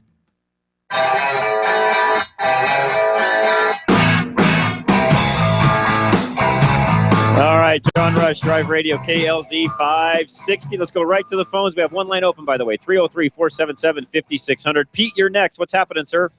I just purchased a 1975 Toyota FJ40 in Moab. All right. I bought it home with a bill of sale from Utah and the title. Okay. And went to Douglas County and the motor vehicle, and they said I needed a sheriff to come out and inspect. You need a VIN verification. Sheriff doesn't have to do it. You just need a VIN verification by either the State Patrol. I don't even think Mission stations do them now, too. Yeah, Mission. You need the State Patrol, Missions, or a dealer can also do it. Licensed dealer. Oh. Well, the problem, what happened was this volunteer weekend warrior sheriff from Douglas County came out, older gentleman, and he climbed in it, and the last number of the VIN has a slash on it. Okay. It's a slash, not a 1. He said it was a 1, so therefore he said it's not an appropriate title. Oh, my word. And then he took the paperwork and called it into his dispatch. Should I bond the car, or what should you suggest I do? It's a 75. Yes, sir. So what is the on the title? What's the last digit? A 1? Yes, sir. And what's the last digit on the VIN? It's a 2. The last digit on the title is a 2. Is a 2 with a slash, and the without a slash. Excuse me. And on the VIN on the actual car, it's a 2 with a slash. Oh, that's a irrelevant. Slash? Yeah, that's an irrelevant. That as long as it says 2 on the title, that's all you need. The guy doesn't have any idea what he's talking about. That's incorrect. That's what I thought, but he's turned in paperwork saying it To was whom? To Douglas County Dispatch, to Sheriff's Department. For what? What are they going to do with it?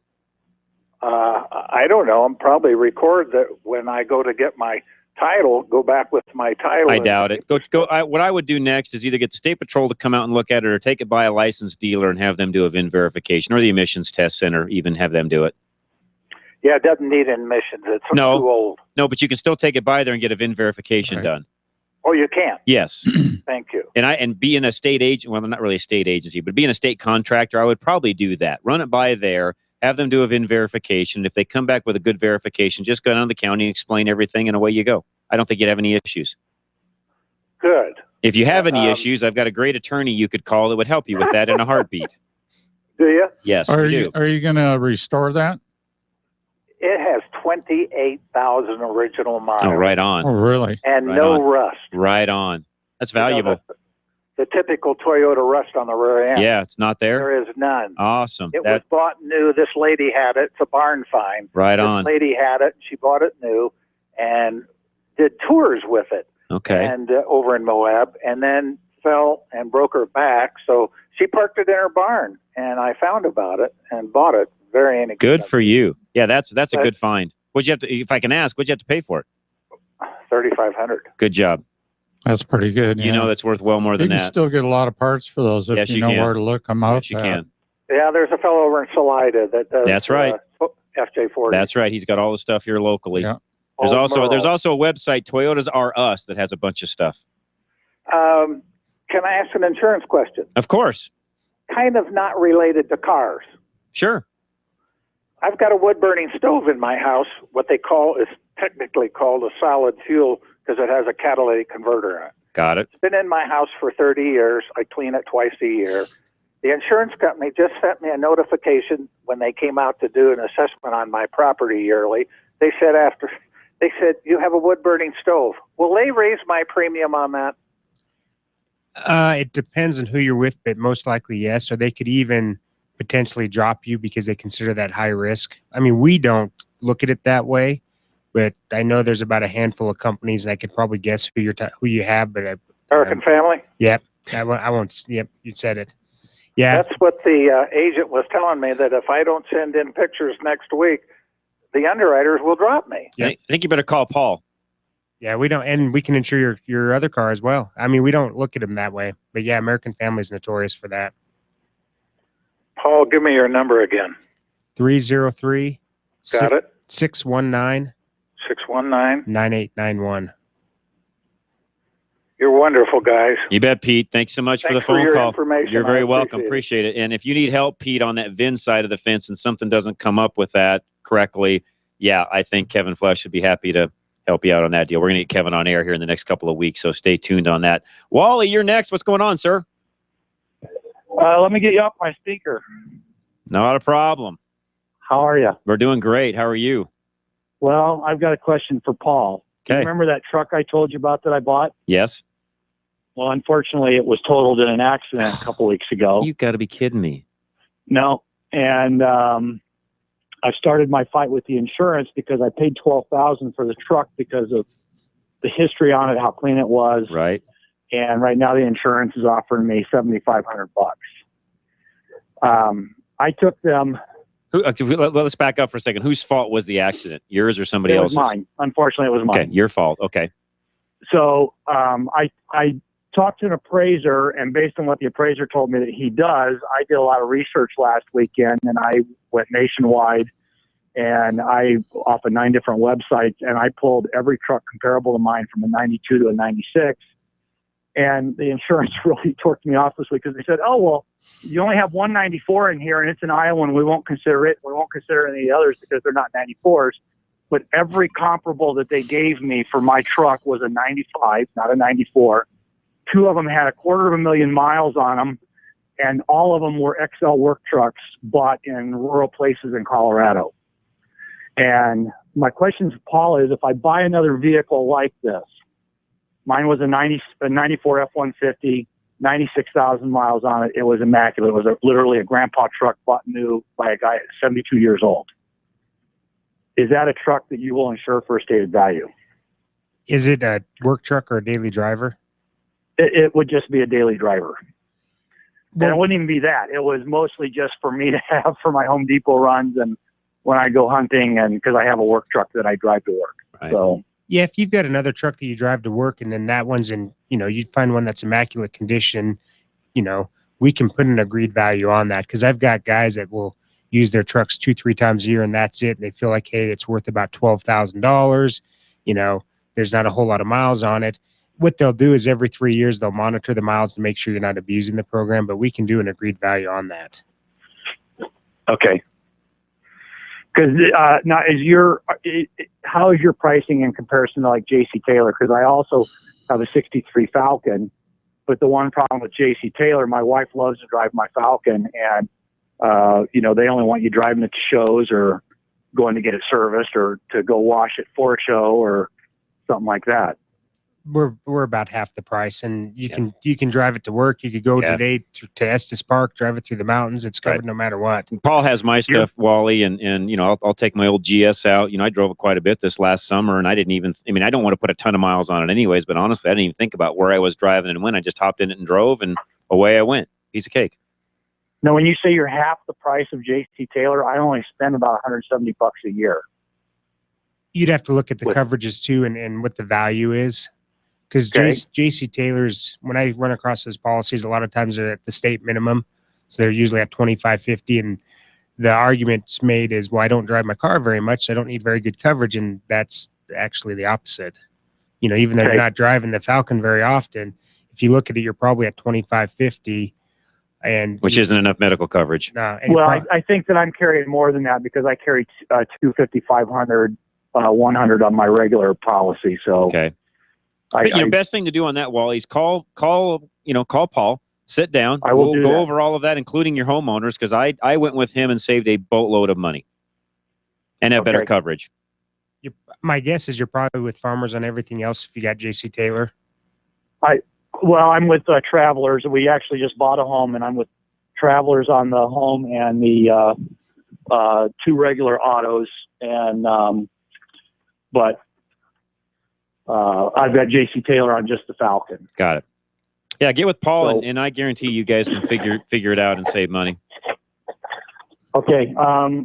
I'm going to try and grab me a pen. Can you guys in a minute repeat his number? I will do that. I'll do it here in just a few minutes. Not a problem at all, Wally. Appreciate it. Thank you. And for right now, for those that are listening and have a pen, 303-619-9891 is Paul's number. He'll get you taken care of. We'll give that number out here in just a minute before we take our next break. In the meantime, Mickey is with us. Mickey, welcome. Hi, guys. Me again. How we doing? Oh, pretty good. If you take it to Air Care, Colorado, they charge you $15 to do a VIN verification. Probably true. Yeah. But if you take it straight to the DMV, where you get your plates, they do it for free, and they even got a special parking spot for you. You mean the clerk, the county clerk, not the DMV. You got to go to the county clerk's office for that. Yeah. Yep. Yeah. County clerk will do them also. That's true. That's correct. So that way, if he goes there, they say it's right. He's got his title. Yeah, and that actually is, that's good advice, because you could actually just do it all in one fell swoop. Take the vehicle in, let them look at it. They could actually go out there and look at the numbers and so on, and you'd be set. And you don't have some knucklehead, law enforcement guy in the middle of all of it. Sorry, I'm saying knucklehead because I would have looked at that and said, "Looks like a 2 to me. You're done." I don't understand. I don't understand what the confusion is. You got to remember, that cop is God. Sometimes they are, Mickey. You're right. Okay. Hey, Have a good day. Good advice. I appreciate that very much. And unfortunately, sometimes that happens. We don't like it when it does. And typically, I'm always on the side of law enforcement. But in this particular situation, I don't know why the guy just didn't sign off on it and let it go. You could see where the vehicle was from. You could see the title from Utah. You do a VIN verification, and off you go. I mean, there's nothing there that's trying to be slipped under the radar. I'm confused. I'm sorry. Yeah, it's probably a condition of a county sheriff that's not done very many VIN verifications or I used to do a lot of them inspections. when I was, when we had our license and everything. I'd do 2 or 3 a Yeah. month. It wasn't hard to do. Yeah. That's a piece of cake, actually. All right, 303-477-5600. That is our phone number. Give us a call. We'll get you right on air. Anything to do with insurance or anything else you've got questions on, we have lines open, and we'll take your calls. Paul Leuenberger is with us. And again, so Wally, if you're listening now, hopefully you are, write this number down, 303-619-9891. And Paul can do all your insurance. It's not just the home, it's not just the auto, and it's not just the classic cars, or in the case of even the 75 Land Cruiser, it's not just that, it's all of those combined. And some people think 75 Land Cruiser, why would that be considered a classic? Well, because that vehicle fixed up's worth a ton of money. So believe it or not, the car's worth way more than $3,500 that he paid. He did a really good job of that because they're worth more money than that. Dorsey, you know what I'm talking about. Yeah, I've done a ton of work on an FJ55 that the guy's got probably 32 to 35 in it now, and he's not finished. Yeah. No, if he gets this thing totally restored, it'll be worth some money. That's where you need to get with Paul, figure out that declared value, agree to value, I should say, and make sure that it's insured properly. And Paul, you just brought up a great point, even on the classic cars. You got to make sure your medical coverage and everything there is accurate and correct. Otherwise, you could find yourself in the same boat that everybody else that's called in today has talked about. Yeah, you've got to definitely go through your policy, make sure that you have what you think you have, and if you've got questions, you got to be able to get those questions answered and understand it better. All right, any questions you've got for us, insurance related, car related, doesn't matter what it is, 303-477-5600. Give us a call. We'll get you right on air. We'll be back right after this. Don't go anywhere. Drive Radio, John Rush, your host, KLZ 560. Hello, Drive Radio listeners. This is Chris Hammond with Ken's and Leslie Distributing, your local BG Products distributor. Back again this week with your BG Tech Tip. This week's Tech Tip is an easy one. This is a Did You Know Tech Tip. Because did you know that BG44K, yes, the same beloved BG44K that you've known and loved for years, is also available in an 11-ounce plastic bottle. What, you may ask? The 11-ounce plastic bottle allows you to pour the BG44K without opening those difficult-to-open cans or needing one of those silly little yellow funnels to get it into the gas tank. Your BG44K is available in an 11-ounce plastic bottle. Just ask your favorite retailer for BG44K in the plastic bottle. Thanks again, Drive Radio listeners. This is Chris Hammond with BG Products. We'll talk to you again next week. Napa know-how! Right now at Napa, when you buy 5 quarts of Valvoline conventional oil for just $3.59 a quart, we'll give you either Chase Elliott, Dale Jr., Jimmy Johnson, or Casey Kane free by mail. Hey, wait, what? Well, that makes more sense. We'll give you a bobblehead of either Chase Elliott, Dale Jr., Jimmy Johnson, or Casey Kane free by mail. Valvoline for just $3.59 and a free bobblehead. That's Napa know-how. General states pricing, taxes, and recycling fees extra at participating Napa Auto Parts stores while supplies last. Offer expires 2/29/16. Your wheel alignment can affect tire wear and fuel mileage that will cost you more for repairs and fuel. Arvada West uses state-of-the-art 3D imaging to align all 4 wheels of your vehicle. Be aware that irregular tire wear could also cause the need for additional alignment parts. Stop in or call us for our alignment special. Mention this ad and we'll inspect your vehicle and check your alignment starting at $69.95. Call Arvada West Auto at 303-422-1065. Stop by 11752 West 64th Avenue or visit us on the web at arvadawestautoandtruck.com. Hey, Northern Colorado. The sisters from Community Auto here. Just letting you know we got your back. We have a happy family here at Community Auto and would love for you to be a part. We've come a long way since opening shop more than 20 years ago. Thanks, Dad. As Small Business of the Year 2015, featured in Parts and People and among the top shops in Colorado, we'd like to thank you for trusting us with your vehicle. With our new customer loyalty program, you can earn rewards dollars and free services like oil changes and transmission flushes. Like us a lot? Refer a friend, and we'll give you $50. It's that easy. Auto repair doesn't have to be painful. Actually, with us, it's pretty fun. We know that a happy car will get you far, so we'll fix and maintain yours with a smile. We're fun, fresh, and good at what we do. Call us today or visit us at communityautoinc.com. We'd love to meet you. I want my mileage back. Here's some inside information to get your gas mileage back. Inside your engine, carbon builds up, clogging the injectors and combustion area. If you want your fuel system cleaned in just one tank of fuel, use what the inside car guys use most. It's called BG44K. In fact, service managers use it almost 3 to 1 over any other fuel system cleaner. To find a shop with BG products, go to bgfindashop.com. That's bgfindashop.com. BG.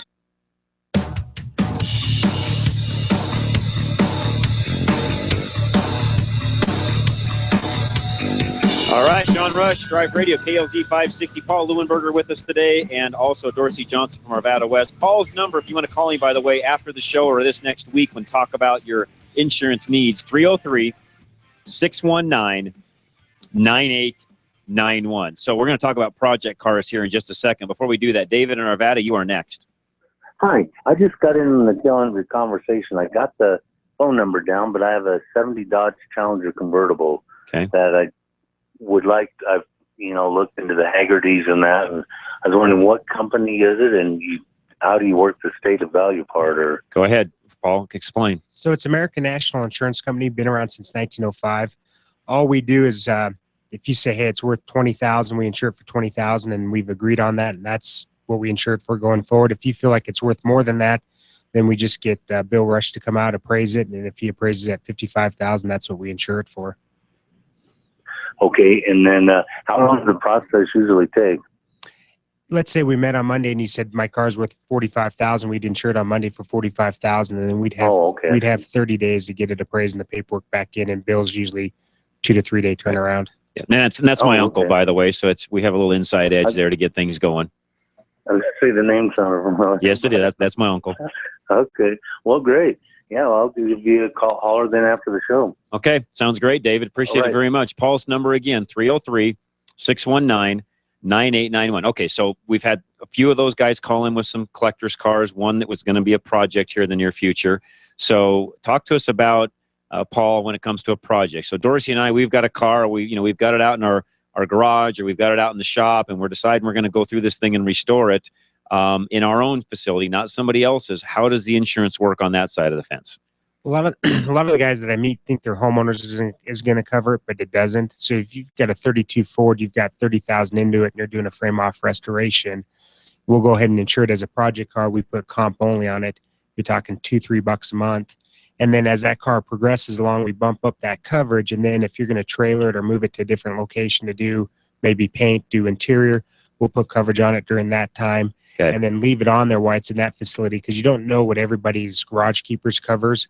So you want to have us just be the back end coverage. And then when it's back home, we take the coverage back off down to comp only. And then when it's ready to go, we get it appraised, move it from project insurance to finished, and you're good to go. And it's covered the whole time at minimal cost. Speaking of Paul just mentioned the garage keeper side of the fence. Some of you guys that are out there having your old cars restored in different facilities, or even you just have it in to get some work done on it. Maybe you've just taken it into your local technician that you love dearly. You're going to get the thing, a little tune up, a little carburetor adjustment maybe.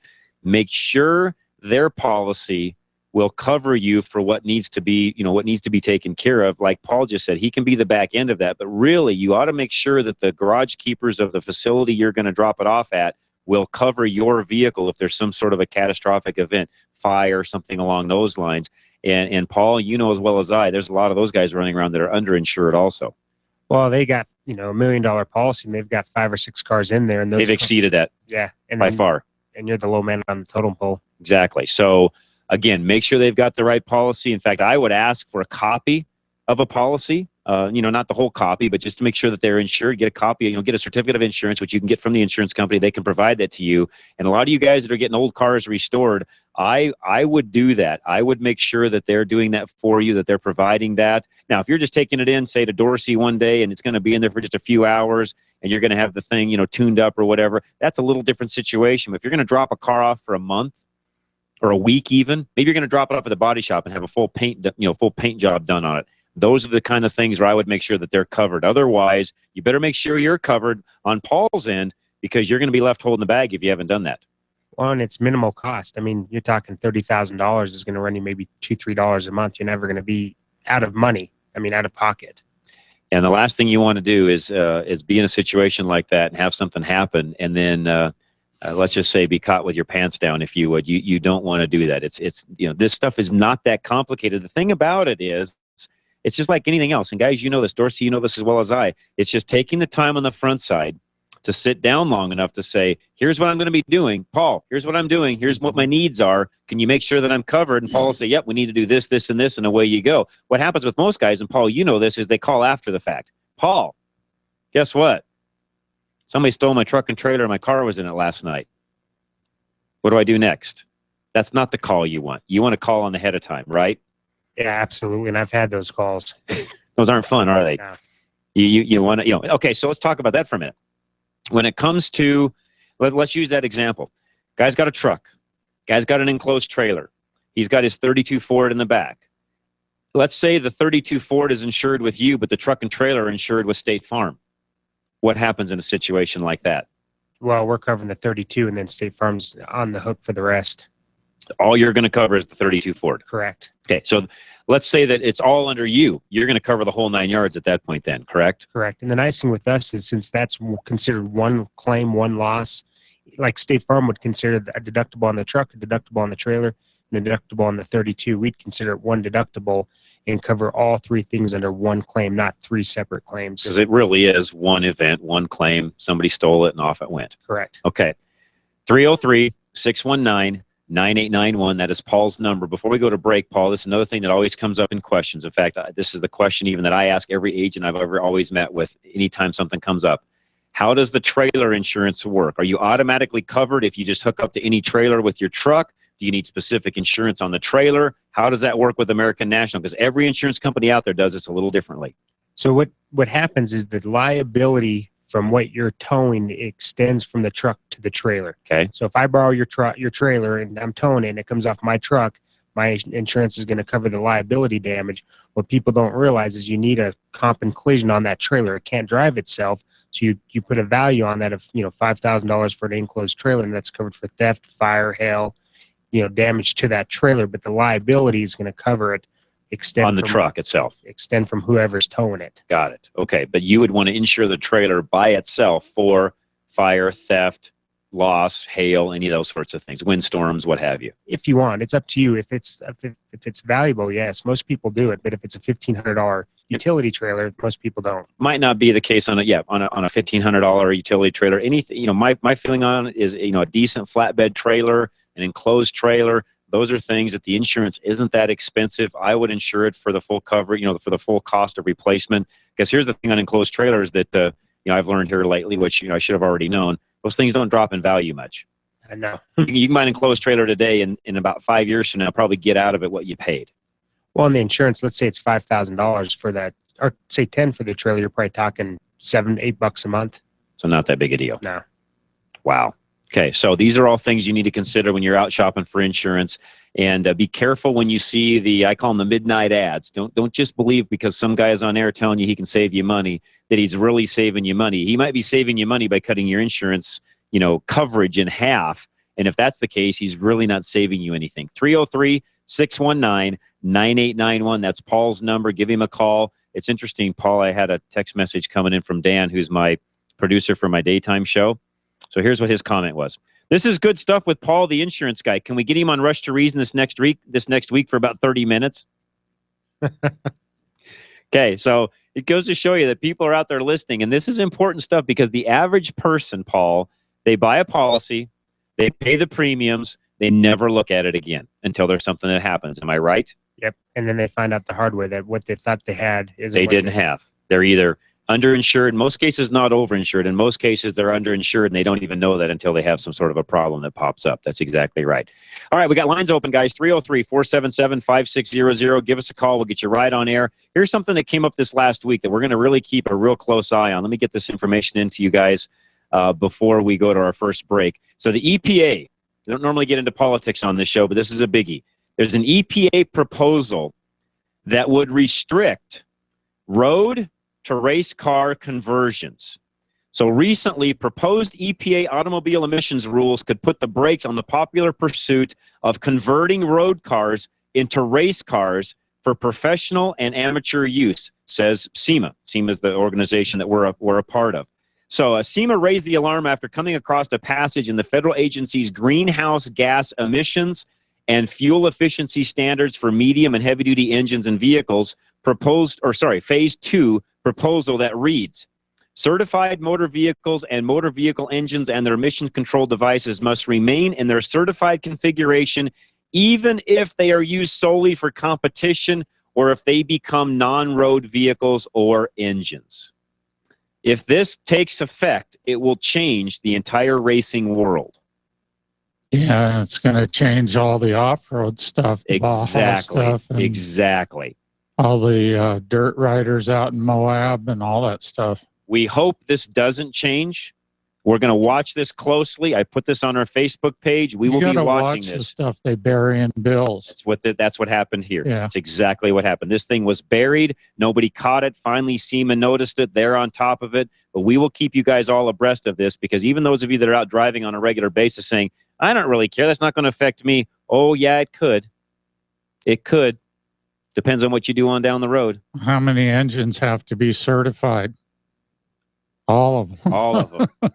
This is a costly thing, trust me, and we'll keep our eye on it. All right, let's do this. Hour number 3 coming up next. Larry, I know you just came in. We'll get your call just as soon as we come back. Don't go away. Paul Leuenberger, our resident insurance expert, is with us, and we've got Dorsey Johnson from Arvada West. We'll be back. Hour number 3 coming up next right here on Drive Radio, KLZ 560.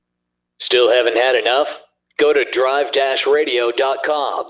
Email your questions and comments. Download previous programs and find lots of useful information, including your nearest Colorado Select Auto Care Center. That's drive-radio.com. Thanks for listening to Drive Radio, sponsored by the member shops of Colorado Select Auto Care Centers on KLZ 560. Drive Radio is a presentation of Colorado Select Auto Care Centers. The independently owned and operated shops of Colorado Select hold each other accountable for the highest standards of technical expertise, honesty, and professionalism. They all understand that choosing a mechanic is risky business. So Colorado Select was created by this exclusive group of like-minded professionals who are dedicated to raising the level of consumer confidence in Colorado's auto repair industry. Schedule your next oil change at any of the Colorado Select Auto Care Centers heard on Drive Radio, and you'll immediately see the difference. For the complete list of all the member shops in the state, visit drive-radio.com. John Rush here on the next Rush to Reason. Freedom of speech. Or is it?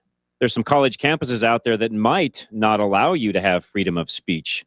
We'll also have traffic and weather updates with our great co-host, Dan Muir, and we'll take all of your calls. It's the next Rush to Reason, Denver's Afternoon Rush, every weekday from 3 to 7 p.m. right here on KLZ 560.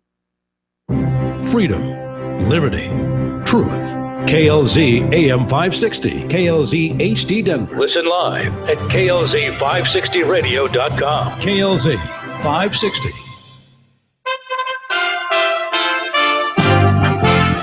USA Radio News with Melody Burkett. Dangerous cold is chilling the nation's northeast. Here's USA's Chris Barnes. These can be life-threatening conditions. That's New York's Mayor Bill de Blasio, as forecasters are warning folks in the central and eastern parts of the nation to really bundle up and even stay indoors if possible this weekend. The National Weather Service says that old polar vortex is going to move into the region over the weekend, sending temperatures in much of the northeast below zero by Sunday morning. De Blasio says there are particular risks to seniors, to infants, to people with cardiovascular or lung conditions. Wind chills could dip to 40 degrees below zero in some parts of the northeast and New England. For USA Radio News, I'm Chris Barnes. A new national poll finds Bernie Sanders gaining quickly on Hillary Clinton in the Democratic presidential race. The Morning Consult survey has Vermont Senator Sanders trailing former Secretary of State Clinton by only 7 points nationwide. This is USA Radio News.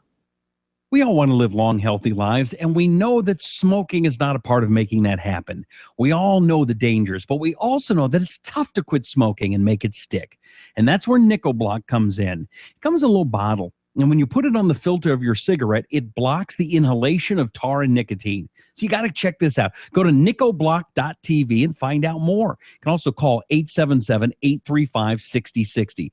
Now, whether this is your first time quitting or your fifth, NicoBlock is your best chance to stop smoking for good. The taste doesn't change, and neither does your satisfaction. But what does change is your dependence on nicotine. And as you increase the number of Nickel Block drops, you'll gradually decrease your tar and nicotine intake. It's that simple. It's gradual. It's effective. Call 877-835-6060. Stop smoking. Make it for good this time. 877-835-6060 or go to nickelblock.tv. KLZ Denver. John Rush during the afternoon rush, weekdays from 3 to 6 on KLZ 560.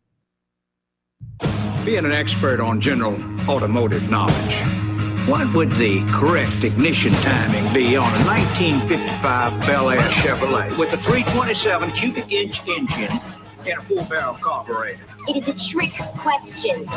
Watch this. The Chevy didn't make a 327 in 55. The 327 didn't come out till 62. And it wasn't offered in the Bel Air with a 4-barrel carb till 64. However, in 1964, the correct ignition timing will be 4 degrees before top dead center. Get ready for another hour of Drive Radio, brought to you by Colorado Select Auto Care Centers. Got a question for the experts? Then give them a call, 303-477-5600. Now it's time to pop the hood and get our hands dirty. Drive Radio on KLZ 560 The Source.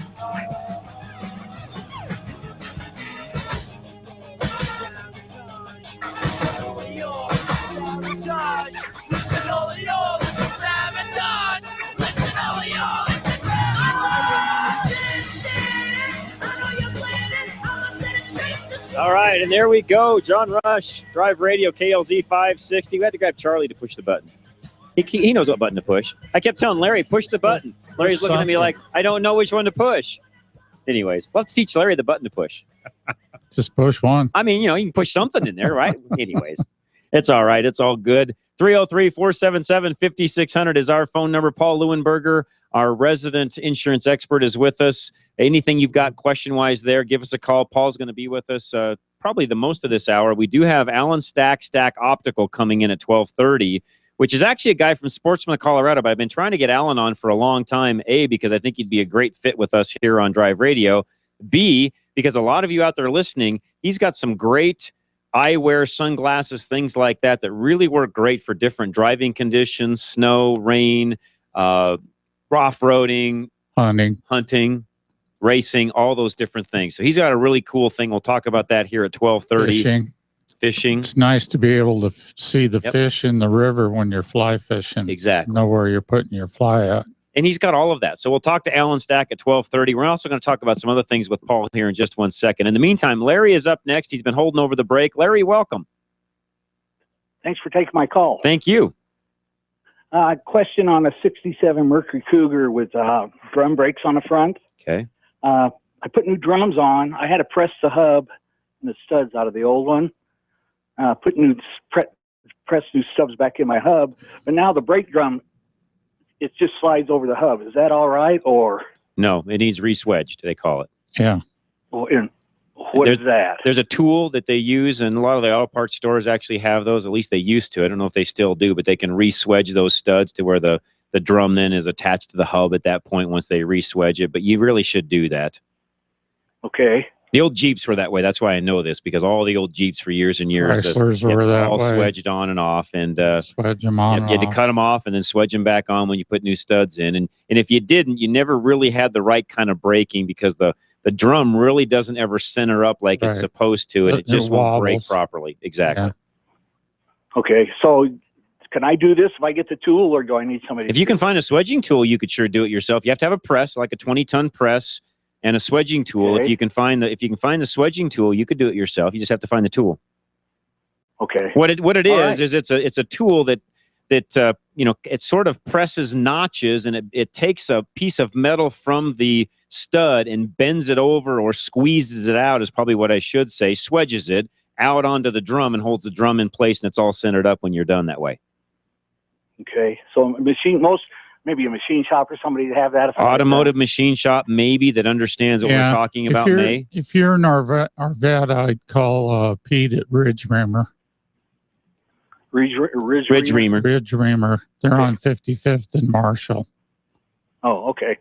All right, I'll give them a call. And you typically in the old days, and I don't know if it's this way now, Dorsey, you pay so much a stud to have them swedge, is what it used to be. Yeah. So if you had, probably 10, the you had same. 10 of them, you paid a couple bucks a stud, and $20 later, you're done. Okay, sounds good. All right. Thank Thanks, you. Larry. Appreciate that. Man, I forgot about swedging drums, Dorsey. I think I've got the tool, but I'm not too sure if I didn't lose it somewhere.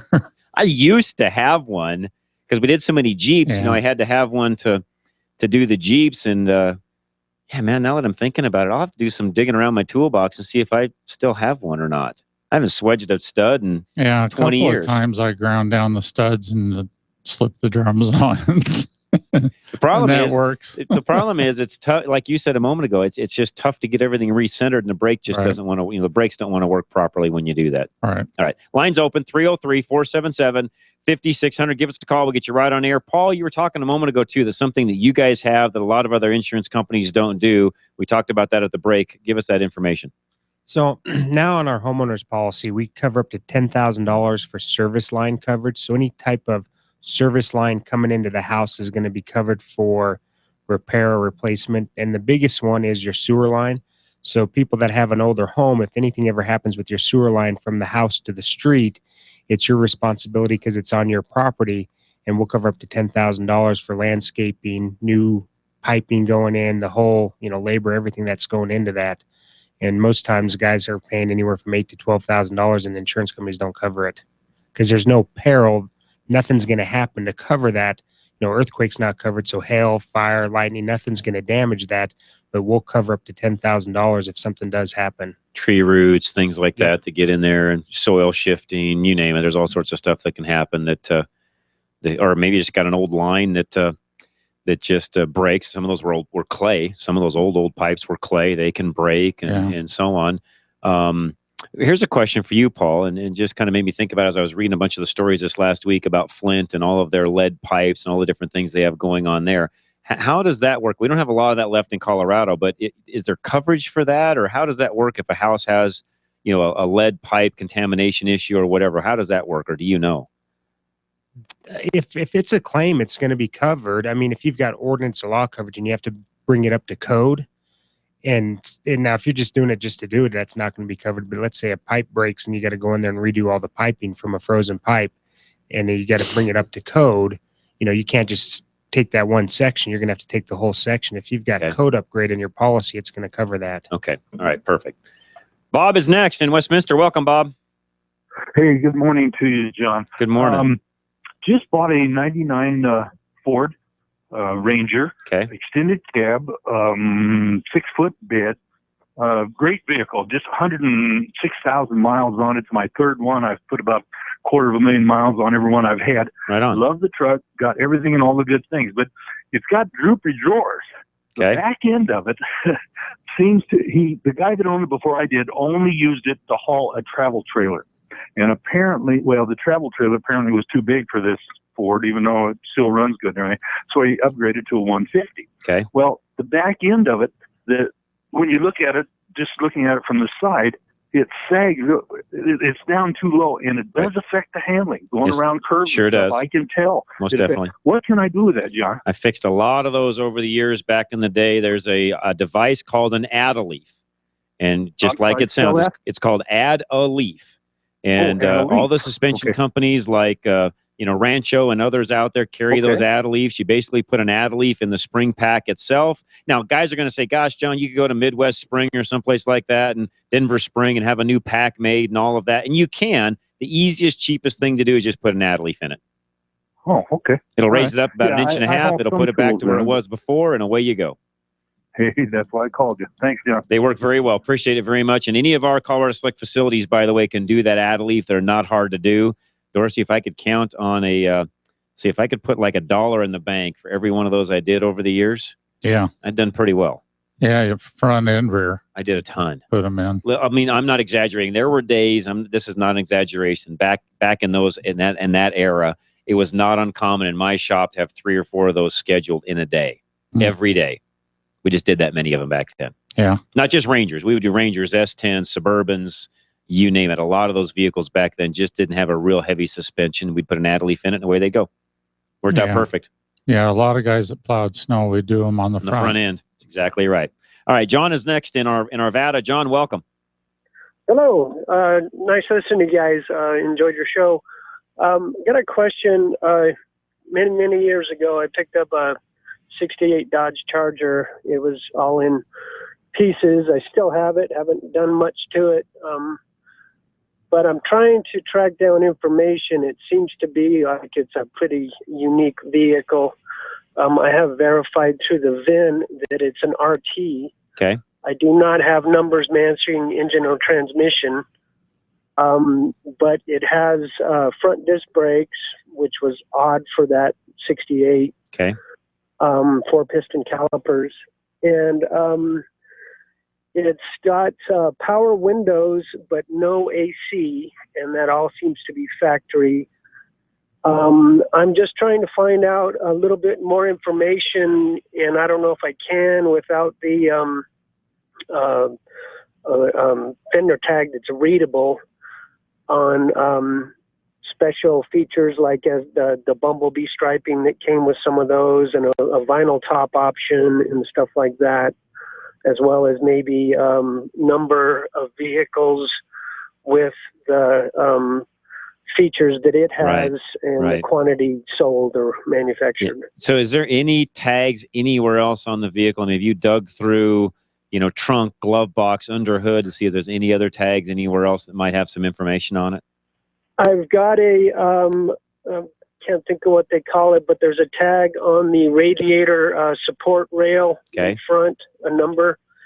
And I haven't gotten to it, but I'm trying to see if I can locate. There's supposed to be a similar number on the trunk lid underneath the foam weather seal that I've heard about, but I haven't verified that either. Got it. Okay. Go ahead, Paul. Hey, have you ever heard of Tony Richards? Yeah, he used to own that. I don't know if they changed the name, that Mopower Masters. Yeah, he's still over there. Yeah, he's still over there. He's the guy that everybody goes to when they have Mopar questions over there off 58th and Washington behind Grizzly Rose. He's still over there. I didn't realize last time he was way over down by some strip club or something off of Evans. So last time I ran into him, so I've got his number at home. If you want to call me later today, I can give it to you. Okay, and what number would I call you at? 303-619-9891. I just don't have it on me. Yeah, and because you need to get a lot more information on it to determine value. What do you do with? I mean, the car is valuable no matter what. It's just a matter of how much money do you put into it versus what can you potentially get out of it on the sale end of it. And you won't know some of that until you figure out what options it had. And then you got to go back and find some original numbers. Engines, things like that. And it's a process. So Paul's right. We'll get you some information where you can do that. Sounds great. All right, John. Thank you very much. Appreciate the phone call. John in Lakewood is also next. John, welcome. Hello, John in Lakewood. How are you? Good. Can you hold just 1 second? No, wait a minute. I'll call you back. Okay. I'll tell you what. Well, let's do this, John. I'm going to put you on hold. And we'll take a quick break and we'll come back. Larry, just see if he comes back. If not, he'll call back. But I'll put him on hold and see if we can get him back here in just 1 second. In the meantime, we're up against a break anyway, so this works out fine. We'll be right back. Don't go anywhere. John Rush, Paul Leuenberger, and Dorsey Johnson right here on Drive Radio. Napa know-how! When the temperature starts to drop, it helps to have a legend under the hood. No, not the kind that swings a giant axe and enjoys the camaraderie of oversized cattle. We're talking Napa Legend and Legend Premium Batteries. Buy one today, and you'll get up to a $20 prepaid Visa card by mail. That's $20 back, and the comfort of knowing you're riding along with a real legend. That's Napa know-how. At participating Napa Auto Parts stores, while supplies last. Offer expires 2/29/16. Geno's with a J is your go-to auto service shop in Littleton for all your car care needs. Needing an oil change? Take advantage of Geno's premium $29.95 oil change and receive a free set of windshield wipers with the mention of this ad. See store for details. Brakes, alignments, or car maintenance. Geno's does it all. In business over 32 years, Geno's offers courtesy vehicles while your car is being serviced. They are conveniently located at Bowles and Platte Canyon in Littleton. Visit them online at genosautoservice.com. That's Geno's with a J.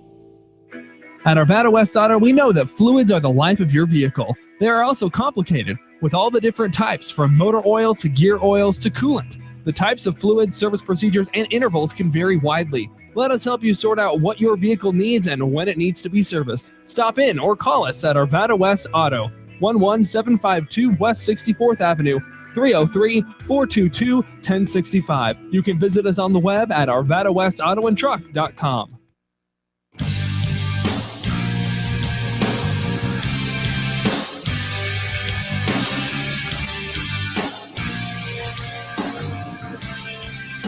All right, and we are back. John Rush, Drive Radio, KLZ 560. And hey, the Mopar guy, Paul dug his number up. So, John, if you're listening, it's 303-294-9898. So we'll go back to the phones, and got lines open, 303-477-5600. Let's see if John in Lakewood is actually back. John in Lakewood, are you there now? John, are you there?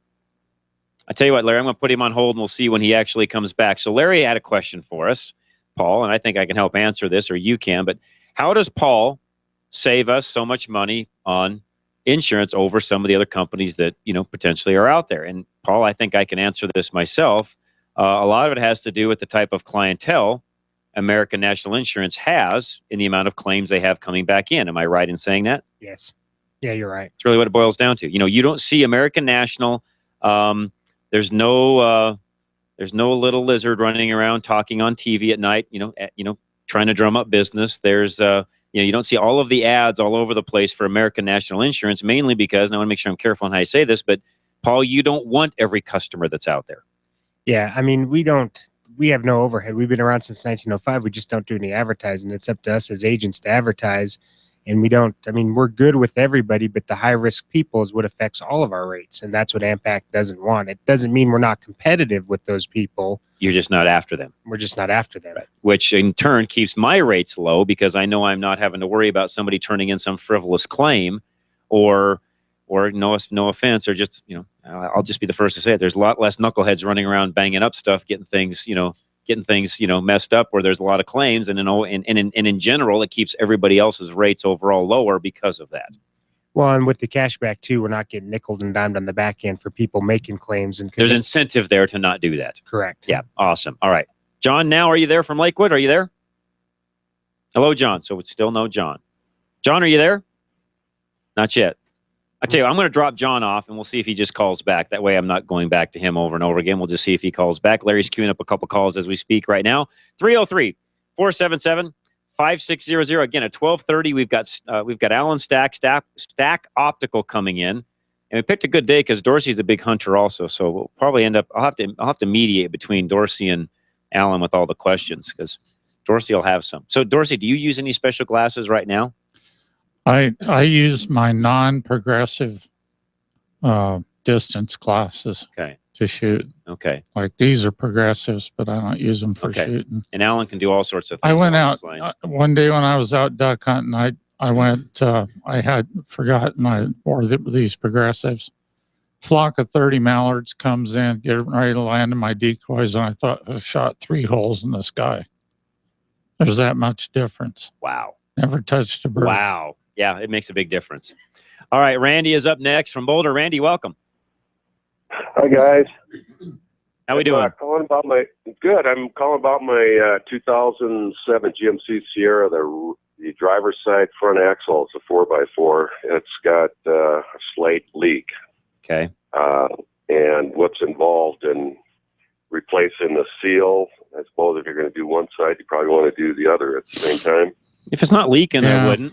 Well, depends. On that one, on the driver's side, depending on the year of it and the axle, you may have to drop the front diff out to get at that seal. If that's the case, then do both. Yeah, there's some of those where you had to get at that seal from inside the case, and some of them you didn't have to. Right. And normally they leak out of the passenger side on those. Right. Yeah, this is the driver's side. It's the 07, the new body style. How much is it leaking? It's not bad. I mean, it's not a lot, but it's just enough to spot the driveway. Okay. So, I mean, it's not like I'm worried about losing. No, but if it's starting, if you're starting to see it like that, it's time to, as you know, it's time to fix it. Yeah. is that usually what should I figure? $1,000 or No, less than that. No, even if you did both sides and dropped the front axle, it's probably a $500-600 job. Okay. All right. Also the rear diff on that's limited slip. I know you guys say put the additive in there, but doing some research, I think even talking to the parts guy at the GM dealers say you don't need to put the additive if you're using a full synthetic limited slip. Yeah, GM just lists using synthetic 75, 140 or 80, 90 for whatever size your ring gear is and what you're doing with the truck. They're not real big on additives, but rule of thumb is if it's not chattering, fine. If it chatters, put some additive in it. Yeah, it's a real good idea to at least run BG LS2 in it. Okay. Yeah. What other comment about Paul's? I went with Paul a couple of years ago when I heard you recommend him, John, and great. He saved me $1,200 per year for my house and vehicles and both my motorcycles. Awesome. So, good deal. Good deal. It was a heck of a savings. So good deal. I thank you guys. Appreciate it very much, All right. Randy. Thanks for that feedback. I appreciate that very, very much. So real quick, Ed, hang tight. He's got some insurance comments for us. Also had an email that came in, Paul, listening to the show, which he says I usually do on Saturdays and Sunday, wondering about insurance coverage for a 72 Airstream. Is that something you will do? Yeah, that's something we can do. Okay, so that was Donald. Donald, if you're listening, call Paul. He'll help you with that, and I'll respond to this email a little bit later and give you Paul's exact number. But right now, it's 303-619-9891. That's Paul's number. Let's go to Ed, who's got an insurance comment next. Ed, welcome. Hey, guys. A little background. I grew up, a lot of relatives working in the insurance company, and I've lived and had cars registered in 9 different states. And I worked 3 years in a claims department of a major insurance company. Right on. So I know you can't cover everything in just an hour or two, but there's a couple of things that often come up that people don't know about. One, that property damage on the car is other people's property, not yours. So if you run into your garage, you've got 2 deductibles, your homeowners for the house and your vehicle for the car. Is that correct, Paul? With us, it'd be 2 as well, because it's 2 separate things. It doesn't fall into that same cause of loss, which is like fire, theft, that kind of stuff. If you've run into your garage, yeah, there's going to be a deductible for the fix the garage and then fix your car. Yeah, it's a lot of people don't know that, and they get all ticked off.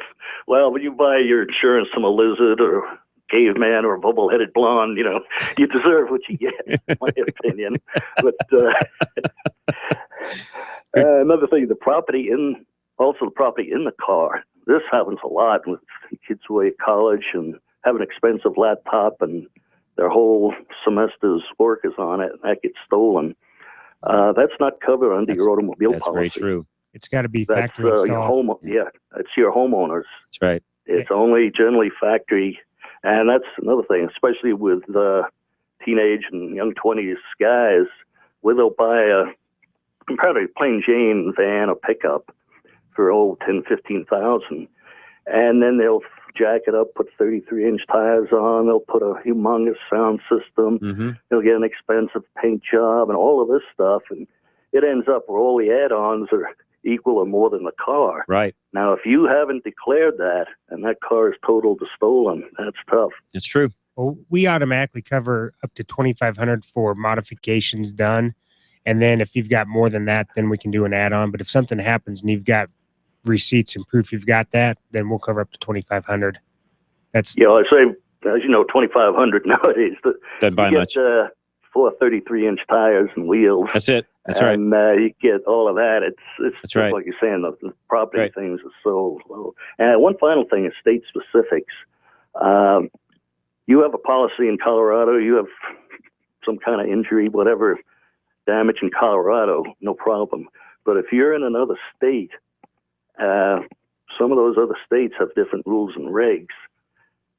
Just for one example, I know of, say in New Jersey, if you're damaged by a hit and run, you have uninsured motorists, that won't pay because they said you can't prove the motorist was uninsured. Well, it was a hit and run. Yeah, well, that's tough. You can't prove it. That's the same in Colorado too. If you can't, Yeah. Oh, it is. Okay. yeah, you've got to be able to catch the person. If they've got no insurance, then you're covered. But if you've got if you've got collision on your policy, then you'd be covered for hit and run. But if you've got liability only with uninsured motorist property damage, and you don't know who hit you, yeah, you've got no coverage. You're done. Got it. Makes Oh, sense. okay. And also on the rental, like a lot of the places, they'll have an age limit. They may say 18, 21, Right, 25. Right. So if it happens at home or in your area, say one of the adults can rent the car then and let the younger person drive their car. But if you're out of state and that happens, you're out of luck. That's true. So if you're having somebody, in fact, if you're moving or if you're having kids go to college out of state, make sure you check and see which is the best way to do it. Good point. Good point. Okay, but Good point, yeah, Ed. as I say, I know you Appreciate it. can't Thank cover you. everything, No, but- thanks for the add-on. That was really great. I appreciate it very much, Ed. Let's do this. We've got John with a couple more questions coming in right now. John, welcome. What's going on, sir? Hey, just bought a used Yukon XL with about 163,000 on it. Okay. And I want to say thanks to the Four Seasons guys. They looked it over for me. Awesome.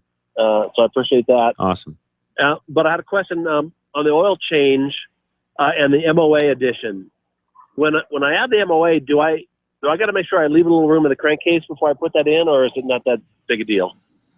It's not a real big deal. I usually put in the specified amount of oil and then dump a can of MOA in. Not going to change much that way. Yeah.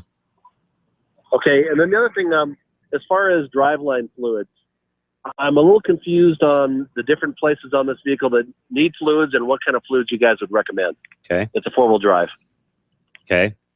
Well, you got a front diff, Hmm? a rear diff, and a transfer case. It's on the back of the transmission. Right.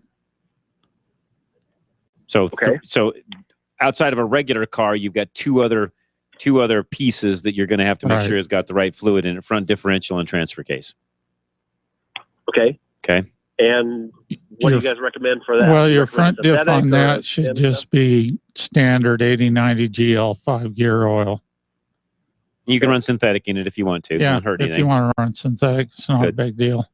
In the rear, I'd run 8090 synthetic. If you're towing a lot, I might go to 75 140. Okay, so not really, no towing, not much, not enough to No. that probably. And I think the T case is ATF in that, if I'm not mistaken. Yeah, I don't think it's auto track. I don't think so either. It's probably ATF, you're- regular transmission fluid. Okay, and all these are like a drain and fill? Right. Like there's a drain plug and a fill plug? The rear diff may not be a drain and fill. You may have to pull the cover. If there's no drain plug on the rear diff. There won't be a drain plug. You'll have to pull the cover. Or is there a way to siphon it out, or is that not? There is, but You can you really suck it need to, out, you but- should do an inspection on the diff, Yeah, though. you don't get to see the magnet. You don't get to see if there's any junk laying in there and the wear on the gears. You really should pull it and look inside of it. Okay, and there is a magnet down at the bottom there. There is. You want to clean that off, too. Okay, great. And last question on the trans. What do you recommend for, it's 163,000. I really have no clue if they've done any service at all. What year was it? It's an 05. Yeah. Service it. Sir, I'd service it and put Dextron 6 in it. Dextron 6. That's the GM. Yeah. GM, Or- yeah. That's a synthetic Can you fluid. buy that anywhere, or is it a? Valvoline makes it. You can buy it at Napa. Okay. Okay. And then would you do I heard you guys talking last week about the BG, fluid transfer No, flush. you would want to or would do you that just on do that. a drain Yeah. and fill on You'd that? want to you would want to do that transfer flush on that vehicle. Have you looked at the fluid at all on it? Did Four Seasons look at the fluid? Extreme. And I Extreme. looked at it too. It was just dark. Just it dark. wasn't- Yeah. Yeah, just do it. It wasn't smelly. You're fine. Just flush it. Yeah. Yep. Okay. You'll be good. All right, guys. All right, Appreciate your John. help. Thanks so much for your help or for your call. I appreciate it very much. We're glad to help you out there. All right, we've got another guest coming on in just a minute. Don't go anywhere. We'll be right back. John Rush Drive Radio, KLZ 560. Your car's fuel economy was never better than when it was new. But time and miles have robbed your car of its MPG and performance. Service managers recommend VG44K to remove carbon and restore mileage in just one tank of fuel. In fact, dealerships nationwide use BG44K almost 3-to-1 over any other product. To find a shop at BG Products, go to bgfindashop.com. BG. Can you imagine selling your car next week and saying to the buyer, hey, don't worry, because the engine is covered against failure for life. It's called the Lifetime Protection Plan for the Engine from BG Products. Now imagine having this huge benefit free with your next oil service when you remember these 2 letters, BG. BGMOA is available at over 20,000 shops nationwide. Find yours at bgfindashop.com. That's bgfindashop.com. BG. Colorado Select Car Care Centers present 560 ways to care for your car. Your shocks not only absorb bumps, they also put pressure on your tires, keeping them in firm contact with the road. Any Colorado Select Car Care Center will gladly inspect your shocks and struts, and they will never sell you anything you don't need. Colorado Select is a hand-picked group of shop owners who are ASE certified master technicians, driven to provide exceptional customer service with, at a minimum, a 3-year, 36,000-mile warranty on every repair. Find a Colorado Select Car Care Center near you at coloradoselect.org. At Napa Auto Parts, we've been the most trusted name in auto parts for over 80 years. Probably because we've never stopped looking for ways to make the great parts we sell even better. It's a commitment to quality you'll find in every one of our 310,000 parts. From the bacteria-killing surface on our cabin air filters, to the patented damping mechanism on our drive-a-line belt tensioners, to our revolutionary new Adaptive One brakes. And Napa parts are covered by a warranty that's good at any of our 6,000 Napa Auto Parts stores nationwide. Yeah, maybe you don't get this at your average auto parts store, but at Napa, we've spent the last 80 years making sure we were anything but average. To find the Napa Auto Parts store nearest you, go to napaonline.com.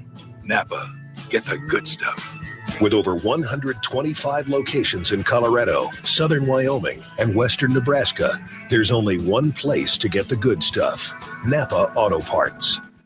This is Red Merrill for Phoenix Weaponry. Phoenix Weaponry is a weapon manufacturer that services the firearm enthusiast. From precision ARs to suppressors, Phoenix Weaponry can make your dreams come true. Phoenix Weaponry is a full-service gun shop that offers gunsmithing, coating, and modifications to your own weapon. Phoenix Weaponry, family-owned and operated right here in Colorado. If you can dream it, 15 seconds.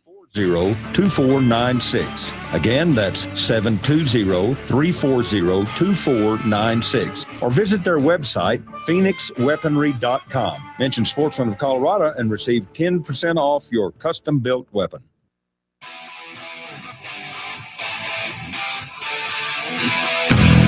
And this is John Rush Drive Radio, KLZ 560. Dorsey Johnson in studio with us. Paul Leuenberger, our resident insurance expert, and now Alan Stack from Stack Optical has joined us. We'll get to Alan in just 1 second. We have a surprise guest on the phone, though. Welcome to Drive Radio. How are you? Here you go. Hi, Daddy. Hey, how you doing? Good. I heard you on radio. You having fun? Love you. Love you. I love you too. That is awesome.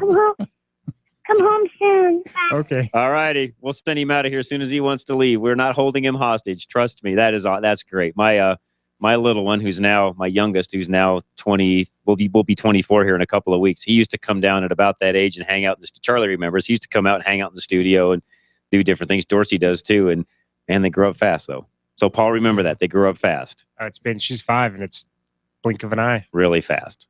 Alan, Stack Optical. John. Thank you for joining us. Oh, I wanted to have you on here for a very long time, so today it just worked out where we could have you on. It worked out fantastic. First of all, tell everybody who may not know who you are. I do. Anybody that listens to Sportsman of Colorado probably knows, or even Haystack Help during the week. But tell folks who you are real quick. my name is Alan Stack. My company is Stack Optical Service, and I make a variety of different types of glasses for different activities. And been doing it I've been doing it for 34 years. Company's been around since 1968. It's a long time. Yeah.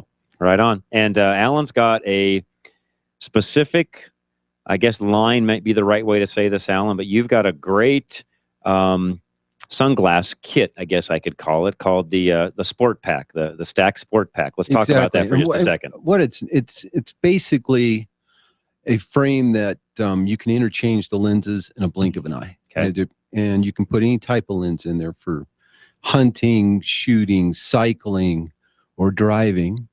And real quick, even driving, even different lenses for different types of driving. Because I know, Alan, heavy snow, for example, might require one lens. I was out plowing snow the other day, and I for the life of me couldn't find a sunglass. In the truck, I'm digging through sunglasses, trying to find sunglasses where I could actually see the lines. Because when you plow snow, sometimes you leave dribbles. You leave right. There's some carryover that comes off the edge of the plow, and it was so bright in that last snowstorm we had, I couldn't hardly see where those dribbles were to go back in and then pick them up and push them back up into the pile. And for the life of me, I couldn't find a good set of sunglasses in the truck that actually worked right. I'm assuming you can handle all that. Yeah, you look at that when you're in the snow and you've got the shadows and so forth. Just a good gray lens. The problem with the good gray lens is it'll darken those shadows. Right. So it's hard to see things. So then you might want to go over to a brown. They both need to be polarized because you're dealing with glare coming off the snow, off cars. And with this type of a kit, you just interchange the lenses. It takes you how many seconds to change it out? Seconds. That's it. Yeah. Pop one in, pop another one out. All right. So how many different types of lenses do they actually make? Oh my God. They make it's infinite. Really? I mean, there's so many different types of, I have some folks that really like a yellow polarized. And you're going, what? Well, the yellow polarized, where it's really neat is at night in a snowstorm. Now, there's some, if you're a truck driver, you do that a lot. Okay. There's a lens for that. Okay. If for just normal driving at night and not a snowstorm, typically yellow isn't good because it actually cuts down the visual acuity a little bit. Okay. Anytime you put a tint in front of the eye, you're going to lose a little visual acuity. Makes sense. But in that particular circumstance, it's beautiful. It's a great. You may actually want to wear a pair of glasses at night. You drive for a living? Okay. Yes. Okay. Makes total sense. All right. Now, where you can find Stack Optical is 3865 Cherry Creek Drive North, number 130. What's the best way for people to get down there? We're right there at Cherry Creek Drive North and Carl Boulevard. There's a Conoco car wash there, and then across the street from there is the Shotgun Willie's. Kind of gives you an idea of the area. And we're in the medical building right next to that car wash. We've been there since '68. We're the oldest building in Cherry Creek right now. Wow. 3-story medical building. Right on. Okay, so the Sport Pack itself, I want to go back to that. When you look at the glasses itself, or the framework that the lenses actually fit into, do they come in different styles, colors, sizes? Colors. And there's a couple different styles, but the number one neat thing about this is it's adjustable in the field. Okay. If you're driving, you typically want them a little bit looser to have them a little bit more comfortable. That all of a sudden you get active, you can adjust them in your fingers. You don't have to take them somewhere. So you can't see this because those of you on YouTube can see this, but those of you that are out there listening cannot see this. Alan just took the back of the earpiece and basically is bending that in the field. He's just saying you bend that in the field to accommodate whatever you need to do. Yeah, and it's the same thing with the bridge. That's adjustable. Okay.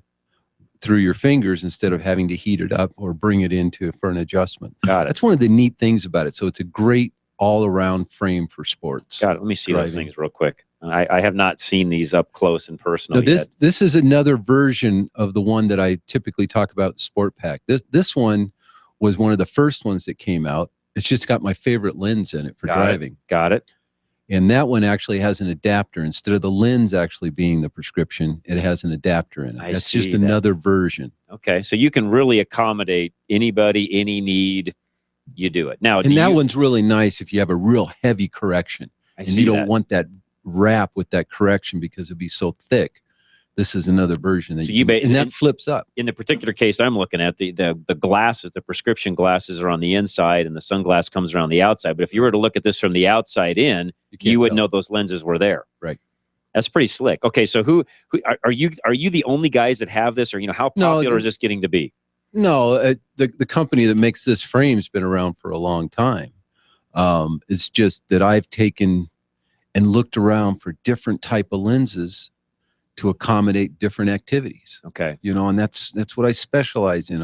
I go through the journals every month to find out what the latest in lens technology is and figure out how I can apply that to a different activity. Got it. Okay. So do you build the lenses yourself for these? So you basically say, okay, Paul comes in, says, I need to do this, this, and this. And you say, great, here's the different options that we've got. And then you get to work, build the lenses, and off you go. Right. And, that prescription that they have, that really dictates different ways of going. But you can take care of even somebody like myself wearing contacts. If I just want to come in, get a sport pack, do the different lenses and so on, you can accommodate that too, right? Exactly. This would be great for... I see what you... Okay, yeah, perfect. Right on. And you will also do contact lenses and eye exams and all that stuff also, right? I have an independent doctor of optometry on premises, and we do eye exams, and I work with the doctor to design different type of lenses. Okay, so I just got a text message in from somebody. Will you also do safety glasses, or can the sunglasses be made as safety glasses also? The type of lens that I use is impact resistant. So they're already a safety lens. Right. So, right on. Now, to actually have an OSHA, no. I do not do those type of lenses. But these would protect the eye in the case somebody's out doing something in the shop or whatever. They would protect for that. Exactly. Okay, great. Doris, you're the hunter, fisherman. Questions? Do you make a special hunter's lens that when you tilt your head down and you're looking out over the top has maybe a different correction in the top than the bottom? Exactly. That's I make a type of lens for iron sights, like whether it's a rifle or a pistol, and I work with the doctor and come up with the power, and I take an upside down bifocal and put it in the top of the lens. So when you go to shoot, you use the bottom part of the lens, that's your distance, so you can acquire your target, and then you tilt down, acquire your front sight, and pull the trigger. And I'm assuming, because I've heard you on Scott's show enough that, and I know this answer, but you can also unload it, bring your weapon in, let you guys know ahead of time what you're going to do, and then actually, so in Dorsey's case, you could bring the shotgun, Dorsey, you're actually going to shoot in, he'll build you what you need specifically for you and your gun. That's pretty slick. Yeah. Now, as far as a shotgun, you don't need to bring in a shotgun. Okay, because it's all the same, right? That is strictly distance lenses that you put in there. A lot of people have problems with that shotgun because they're using progressive lenses. Progressive lenses are terrible for shooting. What did I say? Dorsey gave me that story earlier. That's exactly what he was saying. No, you have to have a special pair of hunting glasses for that. And then I make them so they change depending on the light conditions. Got it. Okay, perfect. When it comes to what you just gave me an idea a second ago when you talked about making all the different glasses. So I'm going to go back to the automotive side of the fence. Some of the guys that are out, racing, or even some technicians that are under a vehicle. I know a lot of times, and part of why I went to contacts over bifocals is I got to the point I couldn't look up underneath the dash anymore to work on anything. Right. Because I'm always looking up. My bifocals, of course, were down. I could never get my head tilted far enough up under the dash to see. There's actually occupational lenses out there that we can accommodate both. Okay. And, we'll use them for, heating and air conditioning technicians, that kind of stuff. The same thing as you would use in the automotive industry is, I'd put an upside down bifocal just so you'd be able to see up there and then another one down here. Got it. So you can build a lens really specific to whatever that particular person's going to use it for. Racing, driving, off-roading, hunting, shooting, you name it. And then as far as progressives for driving, they do have different types of progressives that have just a little bit of reading in there, but it's primary distance. Got it. So you don't have as much So you can still read the gauges and all the things you need to do, but it's not like you're going to read a book. Right. Okay. Exactly. Wow. There's just so many different options out there now. Okay. Makes sense. Okay. We'll come back. We're going to talk to Alan some more. We've got lines open. If you got a question for Alan or Paul or Dorsey, or even myself for that matter, 303-477-5600 is our phone number. Call us. We've got one segment left of Drive Radio, and that is it for the day. So I tell you what, call us. We'll get you right on air, and we'll be right back right here on Drive Radio, KLZ 560. Colorado Select Car Care Centers present 560 ways to care for your car. Check to see that exterior and interior lights work and headlights are properly aimed. You can do it yourself or have any Colorado Select Car Care Center take care of it for you. Colorado Select is a hand-picked group of shop owners who are ASE certified master technicians, driven to provide exceptional customer service with, at a minimum, a 3-year, 36,000-mile warranty on every repair. Find a Colorado Select Car Care Center near you at coloradoselect.org. Hey, Northern Colorado, the sisters from Community Auto here. Just letting you know we got your back. We have a happy family here at Community Auto and would love for you to be a part. We've come a long way since opening shop more than 20 years ago. Thanks, Dad. As Small Business of the Year 2015, featured in Parts and People and among the top shops in Colorado, we'd like to thank you for trusting us with your vehicle. With our new customer loyalty program, you can earn rewards dollars and free services like oil changes and transmission flushes. Like us a lot? Refer a friend, and we'll give you $50. It's that easy. Auto repair doesn't have to be painful. Actually, with us, it's pretty fun. We know that a happy car will get you far, so we'll fix and maintain yours with a smile. We're fun, fresh, and good at what we do. Call us today or visit us at communityautoinc.com. We'd love to meet you. Right now at Napa, when you buy 5 quarts of Valvoline conventional oil for just $3.59 a quart, we'll give you either Chase Elliott, Dale Jr., Jimmy Johnson, or Casey Kane free by mail. And wait, what? Well, that makes more sense. We'll give you a bobblehead of either Chase Elliott, Dale Jr., Jimmy Johnson, or Casey Kane free by mail. Valvoline for just $3.59 and a free bobblehead. That's Napa know-how. General States pricing, taxes and recycling fees extra at participating Napa Auto Parts stores while supplies last. Offer expires 2/29/16. Every car has a transmission, and every transmission needs servicing, but most drivers ignore their transmission. Don't fix what ain't broke, as they say. Larry's Automotive is the area's most respected transmission and driveline repair facility, and they'll tell you that most of the expensive repairs they do could easily have been avoided with regular scheduled maintenance. Maybe they were told by a mechanic that their transmission fluid was getting dark, or maybe there was a slight hesitation between gears. Whatever the case, they are now faced with expensive repairs. Larry's technicians are ATRA and ASE certified, and their warranty covers you even if you're out of town. And while there's nobody better for transmission repair than 15 seconds. Viz, they would have preferred to do the preventive maintenance instead. Larry's Automotive and Transmission Repair, the Driveline Pros on Bradburn Boulevard in Westminster. Call 303-427-2108. 303-427-2108.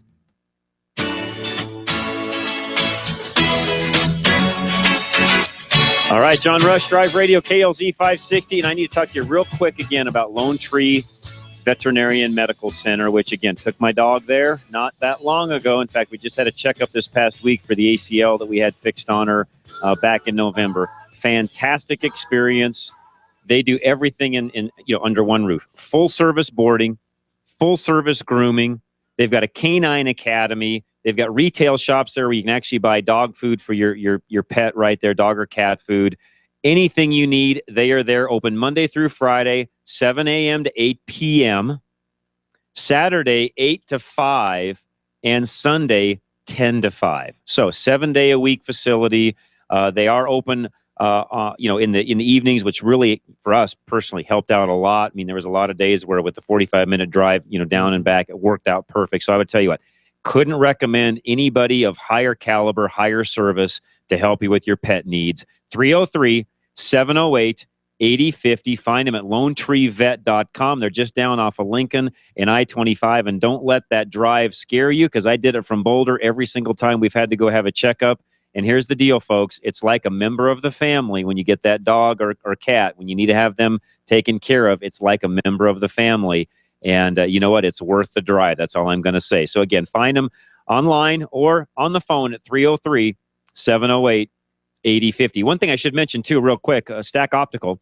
I didn't do this earlier, Alan. Your phone number, 303-321-1578. So you can call Alan and get whatever you need done that way also. All right, Barry is up next with a couple of questions. Barry, welcome, sir. Yes. I got a question on a stolen vehicle. I had a vehicle stolen in front of a house back in 2000. It was reported to the police department local here, and I was checking a couple of, probably 6 months afterwards to see if they had any reports. I called that the police department. They put the VIN number incorrectly. But they added too many aughts to the part of the VIN number. And therefore, I don't know if they've been recovered someplace, or I have no way to check it. So if they turn that information over to the city, the county, or the state, it's incorrect. If they find it, who knows? They'll never get it found. That's right. So did you get that corrected, or what did you do? Well, it didn't do any good. I think it was almost a year later before I found out they did the VIN number wrong. Got it. And that's partly why they want to do a VIN verification to make sure everything is correct. That's exactly right. Okay. Yep, good stuff. Appreciate that, Barry. Appreciate it very much. Let's go to John, who is next. John, welcome, sir. Hi, thank you. How we doing? Oh, good. How are you? Doing great. Hey, I got a question. I'm going to be towing my fifth wheel down to Florida. Okay. And what advice can you give me about towing in overdrive? And What do you drive? Let's start with what you're driving. it's a '93 Chevy 3/4 ton. If you're on the flatland and you don't have a lot of load and you don't feel it shifting in and out, you could leave it in overdrive. If it starts to hunt and you're starting to go up some hills, inclines, things like that, I would take it out of overdrive. Okay. So wait until it's downshifts and maybe then. That's what I would do. Put it into- I don't remember on the 93 if it has a tow haul mode or not. I don't remember. I don't think it does. No, it doesesn't have any kind of switchboard. You're going to want to drop down in that case. It's just an overdrive. Drop it down. I mean, there's hills. I mean, there's not a whole lot of hills, but there's a lot. You'll have a few. Knock it down. You'll have a few even going through Kansas where you're going to want to go ahead and drop it down and go up the hill. Okay. Yep. Okay, that makes sense. I don't want to overheat that Nope, thing. you don't, and it will if you're not careful. Okay. All right, Thanks John. for your advice. You're very welcome. Thank you very much. All right, so going back to Alan. When it comes to your eyes, Alan, it's sort of funny.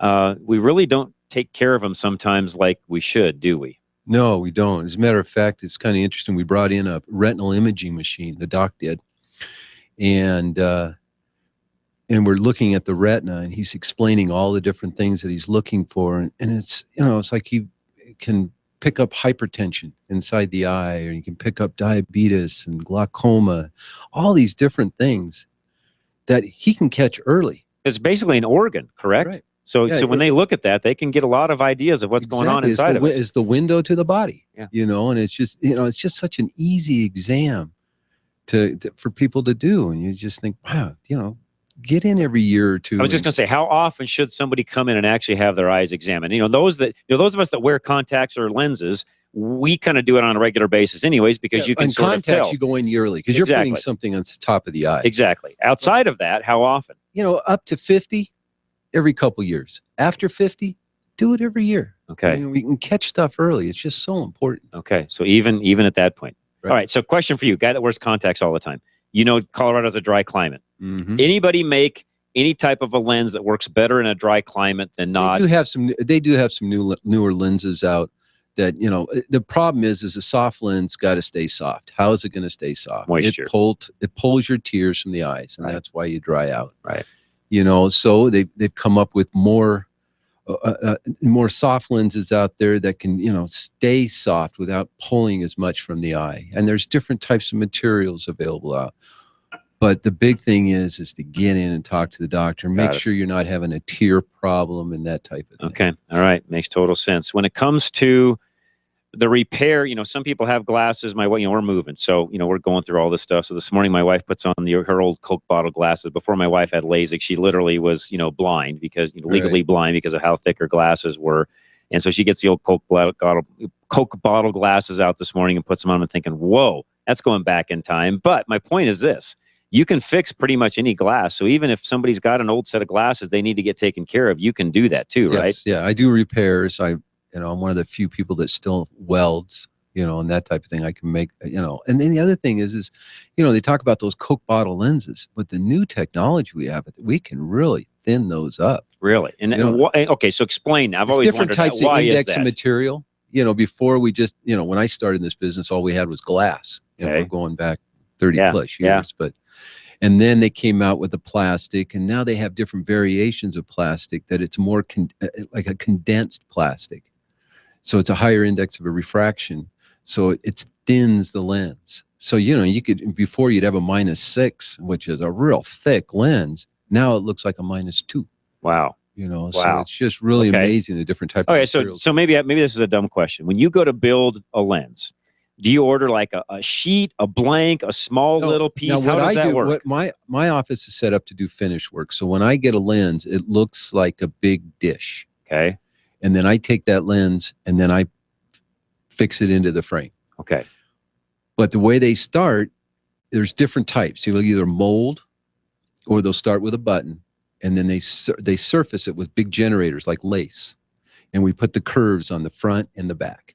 When I started in this business back in the late 70s, I started my father's contact lens manufacturing.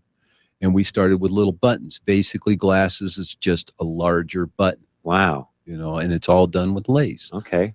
And now with these new digital lays they have now, they're more like routers, and they can really control the power all the way around the lens. Got it. So how do they make a contact lens? That's one thing I've always wondered. I wear them, but how do they make them? Well, we start with a little button, and then we'll put Now, Grant, I've been out of this for a long time on the contacts. Now, I was talking about hard. Soft lenses, those are molded. Okay. And, a lot of people are going over to daily lenses. Have they talked to you about that? I have a 30-day lens. I don't have a daily. Right. Well, the reason they're going over to the dailies, because over time you get the proteins and that kind of stuff that build up into your 30-day lens. That's right.